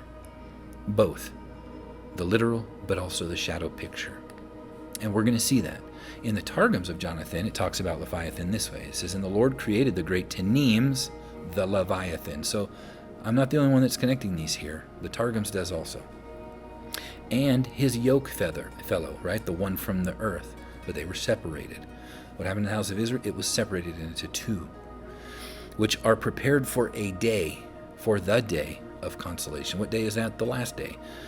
The Sabbath millennium, when Yeshua will rule and reign, and Hasatan will be bound, and these two beasts will be cast into the lake of fire. And it says, every living animal which creeps and which the clear waters had swarmed forth after their kind, and their kinds which are clean, and the kinds which are not clean.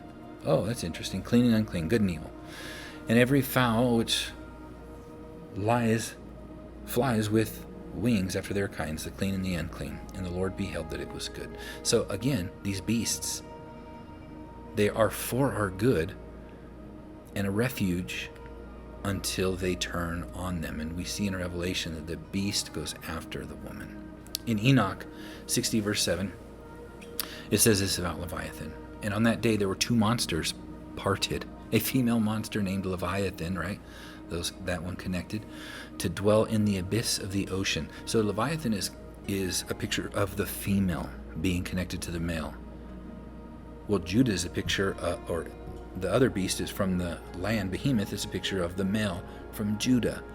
Well, that's interesting because there's the bride, which comes forth out of Ephraim, that marries Judah or Yeshua, the natural branch that we are grafted into. Anyway, digressing again, moving forward.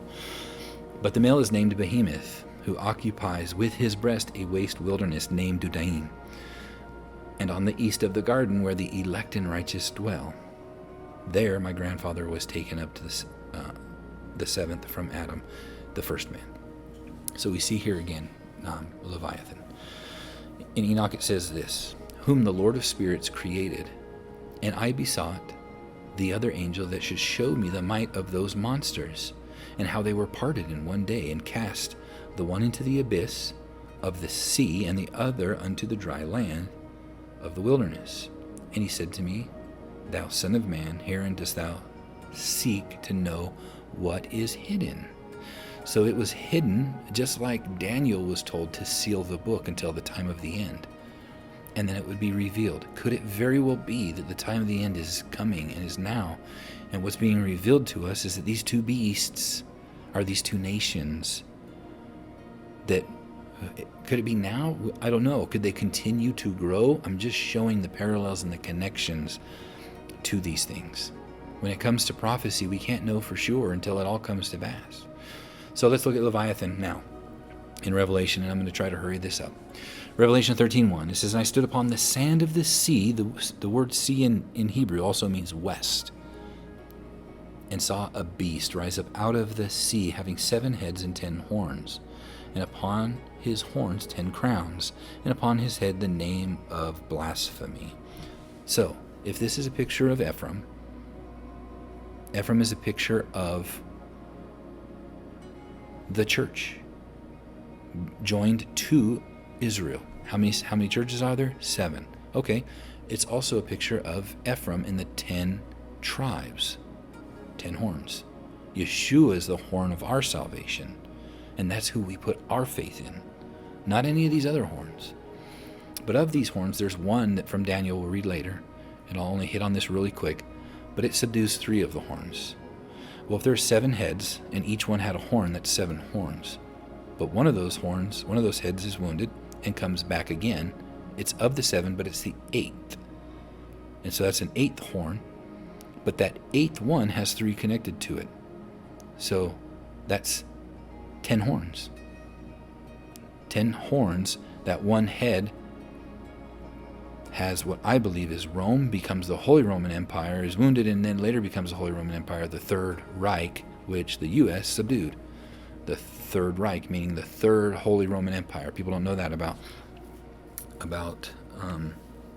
Germany and the Third Reich. The Third Reich means the Third Holy Roman Empire. Anyway, could that be the connection? It could be. All right, moving forward.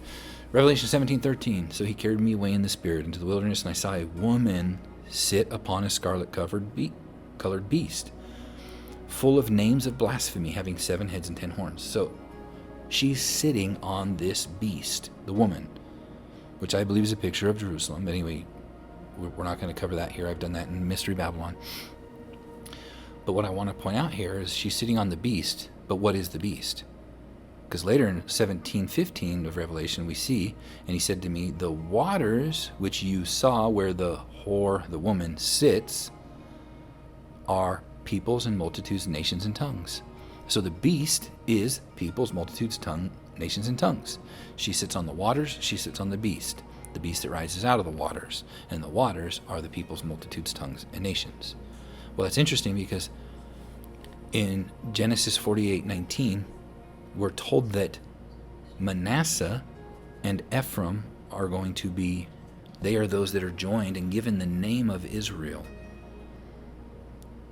But it said of Ephraim that he shall be greater than Manasseh, and his seed shall become a multitude of nations, or the fullness of the Gentiles. So this beast that rises out of the sea, I believe, is a picture of Ephraim that comes out of the multitude of nations. And the U.S. is the only nation I know of that is made up of all the nations of the world. People came from all over the world to build this nation to become a multitude of nations. All right. So moving forward, in Psalm 74:10, it says, O God, how long shall the adversary reproach? How long shall the enemy blaspheme your name forever? So here's these beasts that are blaspheming his name. It goes on, it says, do not they blaspheme the worthy name by that which they are called? So they're blaspheming that name by what they're called. It says, you shall not take the name of the Lord your God in vain, for you will not hold him guiltless that takes his name in vain. Remember, if we take that name and say we are God's people by either calling ourselves Israel or Christians, we are taking the name of God and saying that we are going to look like Yeshua, who is Israel, who is the Word of God made flesh, who is the commandments made flesh. In Revelation 13:2, it goes on that this beast, which I saw, was like unto a leopard and a bear and a lion, connecting right back to Daniel. And again, we'll talk about that later. And the dragon gave him his power and his seat and great authority. We saw that the adversary has the authority of the earth. He was given it, and he's now giving his authority to this beast. And we're going to see what that authority is here in just a moment. He goes on and says, and I saw one of his heads as it were wounded to death, and his deadly wound was healed. And all the world wondered after the beast. So this deadly wound was healed. Continuing on. And they worshipped the dragon. Right? Now, real quick, the mark of God is keeping his commandments. And we see in Ezekiel, when he marked his people, it was those that were crying out for the abominations that were being done in Jerusalem.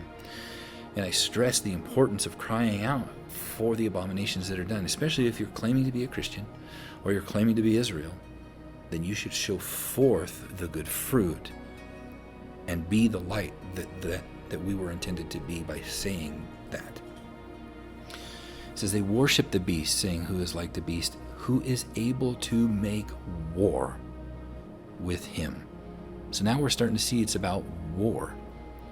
That this beast is so mighty, who can make war against him? Because the dragon has given him his power and great authority over the earth. Is there a nation today that has the most mighty army ever? There is. And yes, there are other ones. But there's one that is claimed, the U.S. is claimed to have the greatest military might in the world. And it's a nation that's made up of a multitude of nations. It's a nation that claims to be Christian nation, but they're not keeping the commandments. Their laws are the same that I showed before, that all the abominations that are being done in Israel, Israel's claiming to be God's people as well, claiming to be a nation brought forth. But they're not in truth or in righteousness. The same thing of America. They're not in truth or in righteousness. And people would say, yeah, but all nations are like that. And that's true. But not all nations are taking on the name of God and using his name for profit to say that they are God's people when they're not keeping his commandments, when they're not having faith in Yeshua, who is the visible image of God. Okay, moving on. And there was given him a mouth speaking great things and blasphemies. Again, there's that blasphemy by saying you don't have to keep his commandments and that you don't need Yeshua. And power was given unto them to continue how long? 42 months.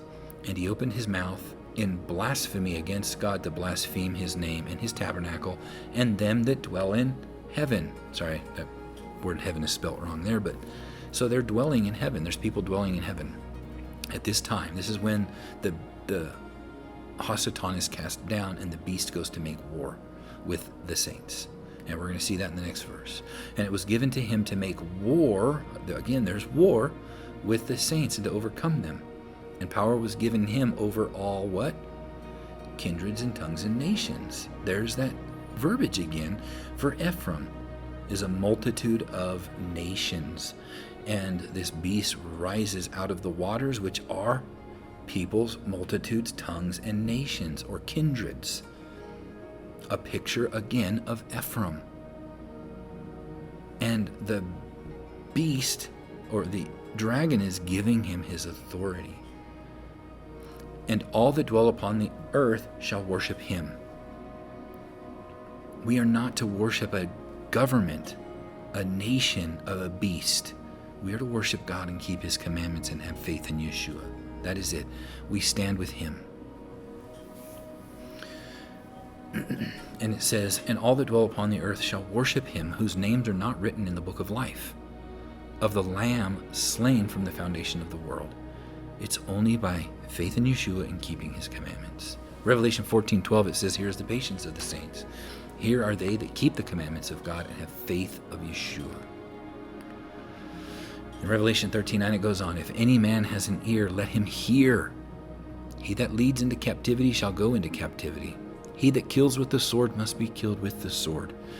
Here is the patience and the faith of the saints.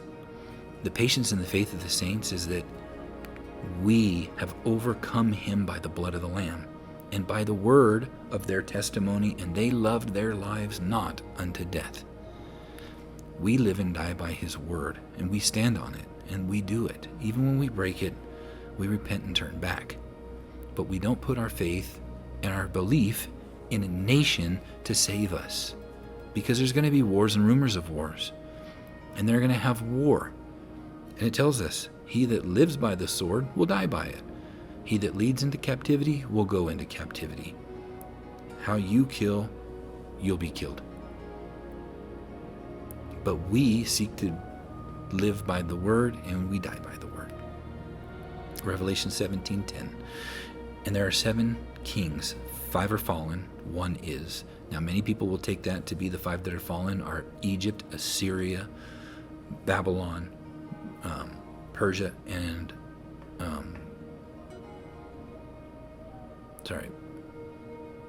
start over. Egypt, Assyria, Babylon, Greece, and Persia. Or I got those mixed up backwards. Anyway, you know what I mean. Those are the 5. The 1 is Rome, and the other is not yet come. Who came after Rome? The only great empires that came after really are the British Empire and the Ottoman Empire. But the Ottoman Empire, I think, is a totally different thing. I think they are still the children of Abraham, but they, I believe, are the nations that surround Jerusalem in the end. And they are gathered to make war against her. But they ultimately will end as well if they don't turn to Yeshua. Their time is coming.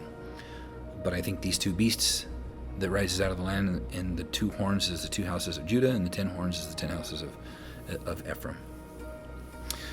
The other one's not yet come. Again, like I said, the Holy Roman Empire is what came. It fell, and this other beast that's here now, I believe. If you look at the U.S., on our money, it's made up of our money, our government, and everything. You can trace back to Egypt. Heck, we have the pyramid on the back of our money with the all-seeing eye.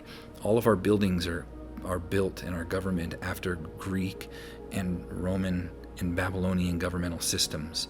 And all of these things have merged our government into this today. Also within Israel. It says, and when he comes, he must continue a short space. And the beast that was and is not, even he is the eighth and is of the seven and goes into perdition. So this beast is cast out. Again, when Yeshua returns and rules and reigns over these people, and his people rule and reign, they're no longer two nations, no longer two beasts. They are one nation. They are Israel. Behemoth from the land. Now we're going to go on real quick and hit Behemoth. It says in Revelation 13:11, I beheld another beast coming up out of the earth, the land, and he had two horns like a lamb, and spake as a dragon. Like a lamb, right? Meaning they don't need the lamb, because they are like a lamb.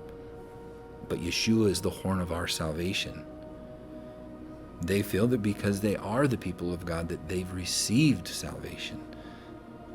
Because receiving salvation is becoming the people of God. And he spake as a dragon. Well, how did the dragon speak? Genesis 3:1. Now the serpent was more subtle than any beast of the field which Yahweh God had made. And he said to the woman, so now he's going to speak. How does a dragon speak? Yes, he says, has God said? Has God really said, you shall not eat of every tree of the garden? Has God said you don't have to keep the unclean and the unclean anymore? Has God said you don't have to keep the commandments? Has God said, you don't need Yeshua, you are the people of God? These are lies. 1 Timothy 2:14, and Adam was not deceived, but the woman being deceived was in transgression. Right? And so the dragon speaks with deception, turning you away from God's words and his commandments. Revelation 13:12, and he exercised all the power of the first beast. So we're going to see what this power is, right? It had to do with war and military might. Before him, and causes all the earth and them which dwell upon to worship the first beast, whose deadly wound was healed. And he does great wonders, so that he makes fire come down from heaven on the earth in the sight of men. So, having to do with war and calling down fire from heaven. I've said this before in other teachings. It is literally called in the military books, calls for fire. When you call in artillery and missile strikes and so forth, it's called calls for fire. See, before we had missiles and so forth, right? When Zechariah talks about the scroll with the lead that proceeds forth and the fire that goes with it, calls for fire. I believe it's talking about a nuke, and it comes and it consumes. Before those were invented, the only one that ever did that was God, when God would send down fire from heaven. And now these beasts have that power. Who had it first? The beast out of the sea. But then the beast that comes out of the land then exercises all the power of the first beast before him, and causes the earth and them that dwell in to worship the first beast, whose deadly wound was healed. We'll talk about that image here in a minute, in the worship of the first beast. But they're calling down fire from heaven. And it's funny, in this last thing that happened with Iran, the literal fires that they called down from heaven were roaring lion and epic fury. Those are right out of Ezekiel 22, when it condemns what Judah is doing for their prophets and their priests, turning away from his commandments and his Messiah. And we'll see that. Revelation 13:14, and he deceives them that dwell on the earth by the means of those miracles. So they were wonders and miracles which he had power to do in the sight of the beast, saying to them that dwell on the earth, that they should make an image to the beast, which had the wound by the sword and did live. This image, right, in Matthew 22:20, that word image is the same word, icon, when he says of Caesar, whose image is on this coin, and whose superscription or epigraph and inscription. Same thing. And in Revelation 14:9 it says, and the third angel followed them, saying with a loud voice, if any man worship the beast and his icon, his image, his likeness, and receive his mark, an etching, in his forehead or in his hand. This has to do with buying and selling. We'll talk about this at a later time But what I find interesting is it's the same thing, an image that is etched or inscribed. And I find it interesting that the beast out of the land made a coin to the beast that rises out of the earth in recent history. Anyway, we won't get into that there. We'll talk about the mark and that more in depth at another time. But continuing on in Revelation 13:17, it says, and that no man might buy or sell, save he that had the mark and the name of the beast, or the number of his name. So one of the beasts carries the name of Israel, that I believe, and another one carries the name of the United States of America. But with this mark that they go on of buying and selling, I find it very interesting that everybody's trying to move to a digital currency today. It says, here's wisdom, let him that has understanding count the number of the beast, for it is the number of a man. Man's number was 6, he was created on day 6. And the man and the woman will become one on millennial day 6, to start Yeshua's reign. And it goes on, and his number is 616.6, or 603 score and 6, 666. And in Hebrew, vav vav vav, that's what we have this thing called the World Wide Web, www. And in it is where for AI, will contain all the knowledge of man that they have. And I think it's very interesting that there's this time coming when they're trying to do a digital currency for buying and selling, but it's going to be etched in their right hand and in their forehead. We know that God's mark has to do with keeping his commandments. That's what it says. And we etch that in our right hand and our forehead. But none of us actually etch it in. But it's engraved on our hearts. Like the commandments were etched in stone by the finger of God, he's etching them in stone in our hearts. Well, the mark of the beast would be the opposite. Trying to etch into your heart that you don't have to keep the commandments, or trying to etch into your heart that you don't need to believe in Yeshua. All right, moving forward. In Ezra 2:13, it says, the children of Adonikim, which means my Lord arose, he had 666 children. I just thought I'd put these in here. And Solomon, in a year, he took in of gold 666 talents. Why this is interesting to me is because Solomon took in the gold from the earth, and he is from the tribe of Judah. And Adonikim, during Ezra's this time, they were rebuilding the temple, and they couldn't come forth with their lineage, so he doesn't know, it doesn't mention from what lineage he comes. So he has to be grafted in, but he couldn't be part of Levi because he didn't know his lineage. So I find that interesting, kind of like Ephraim. Anyway, those two numbers, 666, I can see connect to these two houses and these two beasts. Anyway, moving forward. Second Baruch, talking about the behemoth and the beast. It says, and the behemoth shall be revealed from his place, and Leviathan shall ascend from the sea, these two great monsters which I created on the 5th day. And they shall have kept until that time, and then they shall be for food for all that are left. Is that for the people? Are the people going to eat these beasts? It says, the earth also shall yield its fruit 10,000 fold, and on each vine there shall be 1,000 branches, and each branch shall produce 1,000 clusters, and each cluster produce 1,000 grapes, and each grape produce a core of wine. I've talked about this from the book of Jubilees as well. It talks about this time, Yeshua's millennial reign. People will live to be 1,000 years again. And the earth, something happens. I believe it's the earth tilts, but you go into my video on that, the tilt of the earth.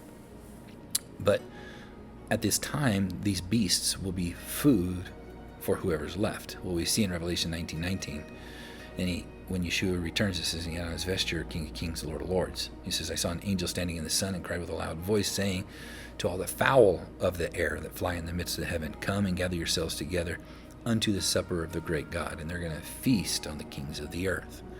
It says that you may eat the flesh of kings, the flesh of captains, and the flesh of mighty men, and the flesh of horses, and them that sit upon them, and the flesh of all men, both free and bond, small and great. And I saw the beast and the kings of the earth and their armies gathered together to make war against him that sat upon the horse and against his army. The Yeshua is the beast is the beast from the sea and the beast from the earth. but they are made up of captains and horses and mighty men and kings.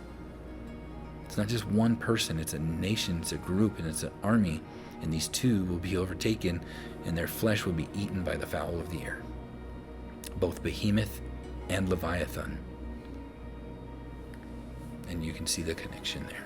Isaiah says about these that he's going to punish the dragon that is in the sea. And in Psalm 74:13, it talks about the heads of the dragon in the water, that you will break the heads of Leviathan in pieces. And he gave him to be meat to the people inhabiting the wilderness. Anyway, moving on. Revelation 19:20. And the beast was taken, and with him the false prophet, that wrought the miracles before him, with which he deceived them that had received the mark of the beast. When Yeshua says, beware of false prophets, false Christs, and false prophets that come to you, but inwardly they are wolves ravening the prey. It says these both were cast alive into the lake of fire, burning with brimstone. I believe, again, the two beasts are the two houses of Israel, and they're evil figs. Because Isaiah 48:1, hear you this, O house of Jacob, which are called by the name of Israel, and have come forth out of the waters of Judah. So they came out of the waters, and they come up out of the land. They swear by the name of Yahweh, and make mention of the God of Israel, but not in truth, nor in righteousness. For they call themselves of the holy city, and they stay themselves, or they benefit from themselves, being called Israel. Upon the God of Israel, Yahweh of hosts is his name. And in the ESV in 2 Thessalonians 2:11, therefore God sends them a strong delusion, so that they may believe what is false, that these are the people of God simply by the blood that runs through their flesh. But within this beast there are the good figs, those from Judah who believe and keep God's commandments. But the nation itself that rules over the people will be one day cast into the lake of fire when Yeshua returns.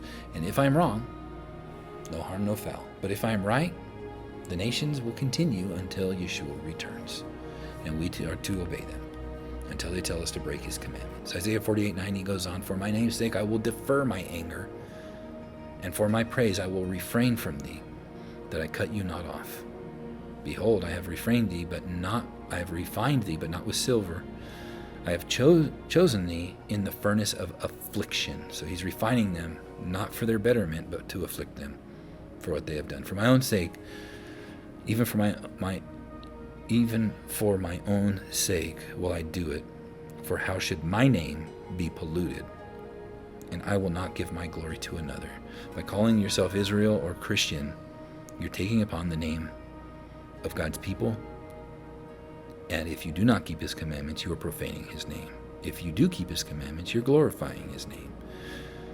And by saying you don't have to keep his commandments and you don't need Yeshua, you are blaspheming his name. Because in Ezekiel 22:23, it says, the word of Yahweh came to me, saying, Son of man, you are a land that is not cleansed nor rained upon in the day of indignation. There is a conspiracy of her prophets in the midst thereof, like a roaring lion. There's that word roaring lion, that this war effort just named it. Ravening the prey, they have devoured souls. They have taken the treasures and precious things. They have made her many widows in the midst thereof. Her priests, so prophets and priests, have violated my law, my Torah, and have profaned my holy things. They have put no difference between the holy and profane, neither have they showed difference between the unclean and the clean, and have hid their eyes from my Sabbaths. I am profaned among them. Her princes in the midst thereof are like wolves ravening the prey, to shed blood, to destroy souls, and to get dishonest gain. Right? One of the abominations is charging interest to your people.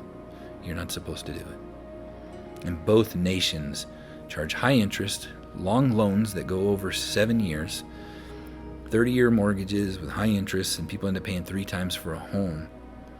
And they work to their fingers to the bone to afford some of them could never even buy a home because they're so expensive. Anyway, wolves ravening the prey, that's exactly what Yeshua said when he said, beware of false Christs and false prophets. They shall come in as wolves ravening the prey, right?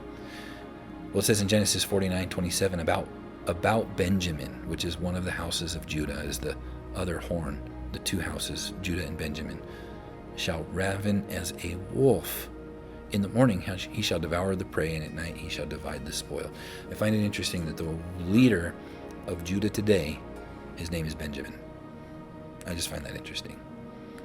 And we say, Yeshua says, beware of false prophets, which come to you in sheep's clothing, but inwardly they are ravening wolves. He's taking you right back to the prophecy about Benjamin, and here in Ezekiel, which is about Judah and Jerusalem. Isaiah 42:8, I am Yahweh, that is my name, and my glory I will not give to another, neither my praise to graven images. Keeping his commandments glorifies his name. Breaking his commandments pollutes it. 2 Esdras 1:24, what shall I do unto you, O Jacob? You, Judah, would not obey me. I will turn to me other nations. So it's going to gather the lost sheep of the house of Israel from Ephraim. And unto those will I give my name. Just as he gave Ephraim his name, that name of Israel, grafted in, they joined themselves to him, just like this beast, Leviathan, is joined from all these multitudes of nations. But within it, good and evil grapes. In Judah, good and evil figs. In Acts 7:37, this is what Moses said to the children of Israel. A prophet shall the Lord your God raise up to you from your brethren, like unto me. Him shall you hear. This is he that was in the church, Israel, in the wilderness, with the angel that spake to him in Mount Sinai. He's saying the ecclesia, the church, was in Mount Sinai, which is Israel, because Israel is the church, church is Israel. It's not replacement theology. It's those that believe and keep his commandments will be eternally Israel. And with your fathers who received the lively oracles. Matthew 24:24, right? There shall arise false Christs and false prophets, showing great signs or miracles and wonders, and so much that it's possible they would deceive the very elect. Revelation 13:1, the beast that rises out of the sea, he rises up, doing signs and wonders, right? The beast that rises out of the land rises up, 2 horns, 10 horns, 2 horns. And what is the miracles they're doing? Calling down fire from heaven is what it says. It says here, he exercised the power and deceived them, right? Does great wonders and deceives them by means of those miracles. And what are they? Calling down fire from heaven. All right. Again, Deuteronomy 13:1. If there arise among you a prophet or a dreamer of dreams that gives you a sign or a wonder, and the sign or wonder does not come to pass, where he spake, saying, let us go after other gods which you have not known, and let us serve them, you shall not hearken to their words of that prophet or that dreamer of dreams. For Yahweh your God proves you to know what is in your heart. Right? All right, moving on. The man of lawlessness. We'll finish this up. And now you know what withholdeth, that he might be revealed in his time, when the adversary is cast down. For the mystery of iniquity doth already work. Only he who now lets it will let until he be taken out of the way, just like Saul had to be taken out of the way. And then shall that wicked be revealed, whom the Lord shall consume with the spirit of his mouth, and shall destroy with the brightness of his coming. The 2 beasts are cast into the lake of fire, and Hasatan is bound for 1,000 years. Even his whose coming is after the working of Satan, Yeshua will come after Hasatan, has his authority here on earth for 3.5 years. But first he comes in the clouds for the dead. And signs and lying wonders. So we see that again. These false Christs and false prophets, lying signs and wonders, calling down fire from heaven. And with all deceivableness, what is the lie? You don't have to keep his commandments, and that Yeshua is not the Messiah. And with all deceivableness of unrighteousness in them that perish, that beast that rises out of the earth, Ephraim, that calls themselves Israel, not in truth nor in righteousness, because they received not the love of the truth, that they might be saved. And for this cause God shall send them strong delusion, that they should believe a lie, that they all might be damned who believe not the truth, but had pleasure in unrighteousness. But we are bound to give thanks always to God for you, brethren, behold of the Lord, because, beloved of the Lord, because God has from the beginning chosen you to salvation through sanctification of the Spirit and belief of the truth, whereunto he called you by our gospel, to the obtaining of the glory of the Lord Yeshua Messiah. Therefore, brethren, stand firm and hold fast, right? Hold the tradition, hold the line which you have been taught, whether by word or our epistle. Now our Lord Yeshua Messiah himself, and God, even our Father, which has loved us and has given us everlasting consolation and good hope through grace, comfort your hearts and establish in every good work and word, or in every good word and work, tribulation and anguish upon every soul of man that does evil, of the Jew first, and also of the Gentile.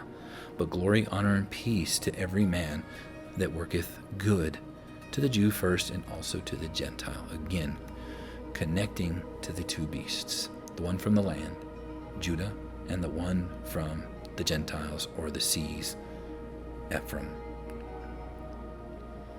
And the conclusion that we started with, here's the patience of the saints. Here are they that, one, keep the commandments of God, and there is a lie within a nation today claiming to be a Christian nation that you don't have to keep his commandments, and have faith in Yeshua. There is a nation today that's perpetuating a lie that they are the children of God, but not by Yeshua, but by the blood that runs through their skin. Here's the whole duty of a man: to fear God and keep his commandments. So with that, this was all about these two beasts. The one that rises out of the land, the one that rises out of the sea. And I'm seeing today these two nations that are joining themselves together, claiming to be both God's people, but not walking in truth or in righteousness, and perpetuating lies that you don't have to keep his commandments and that you don't need Yeshua. But no man could have brought salvation to himself without Yeshua. So I hope this teaching has blessed you, and may Yahweh bless you and keep you. May Yahweh make his face shine upon you and be gracious to you. Yahweh lift up his face upon you and give you peace. In the name of Yeshua and Yahweh his Father. Amen.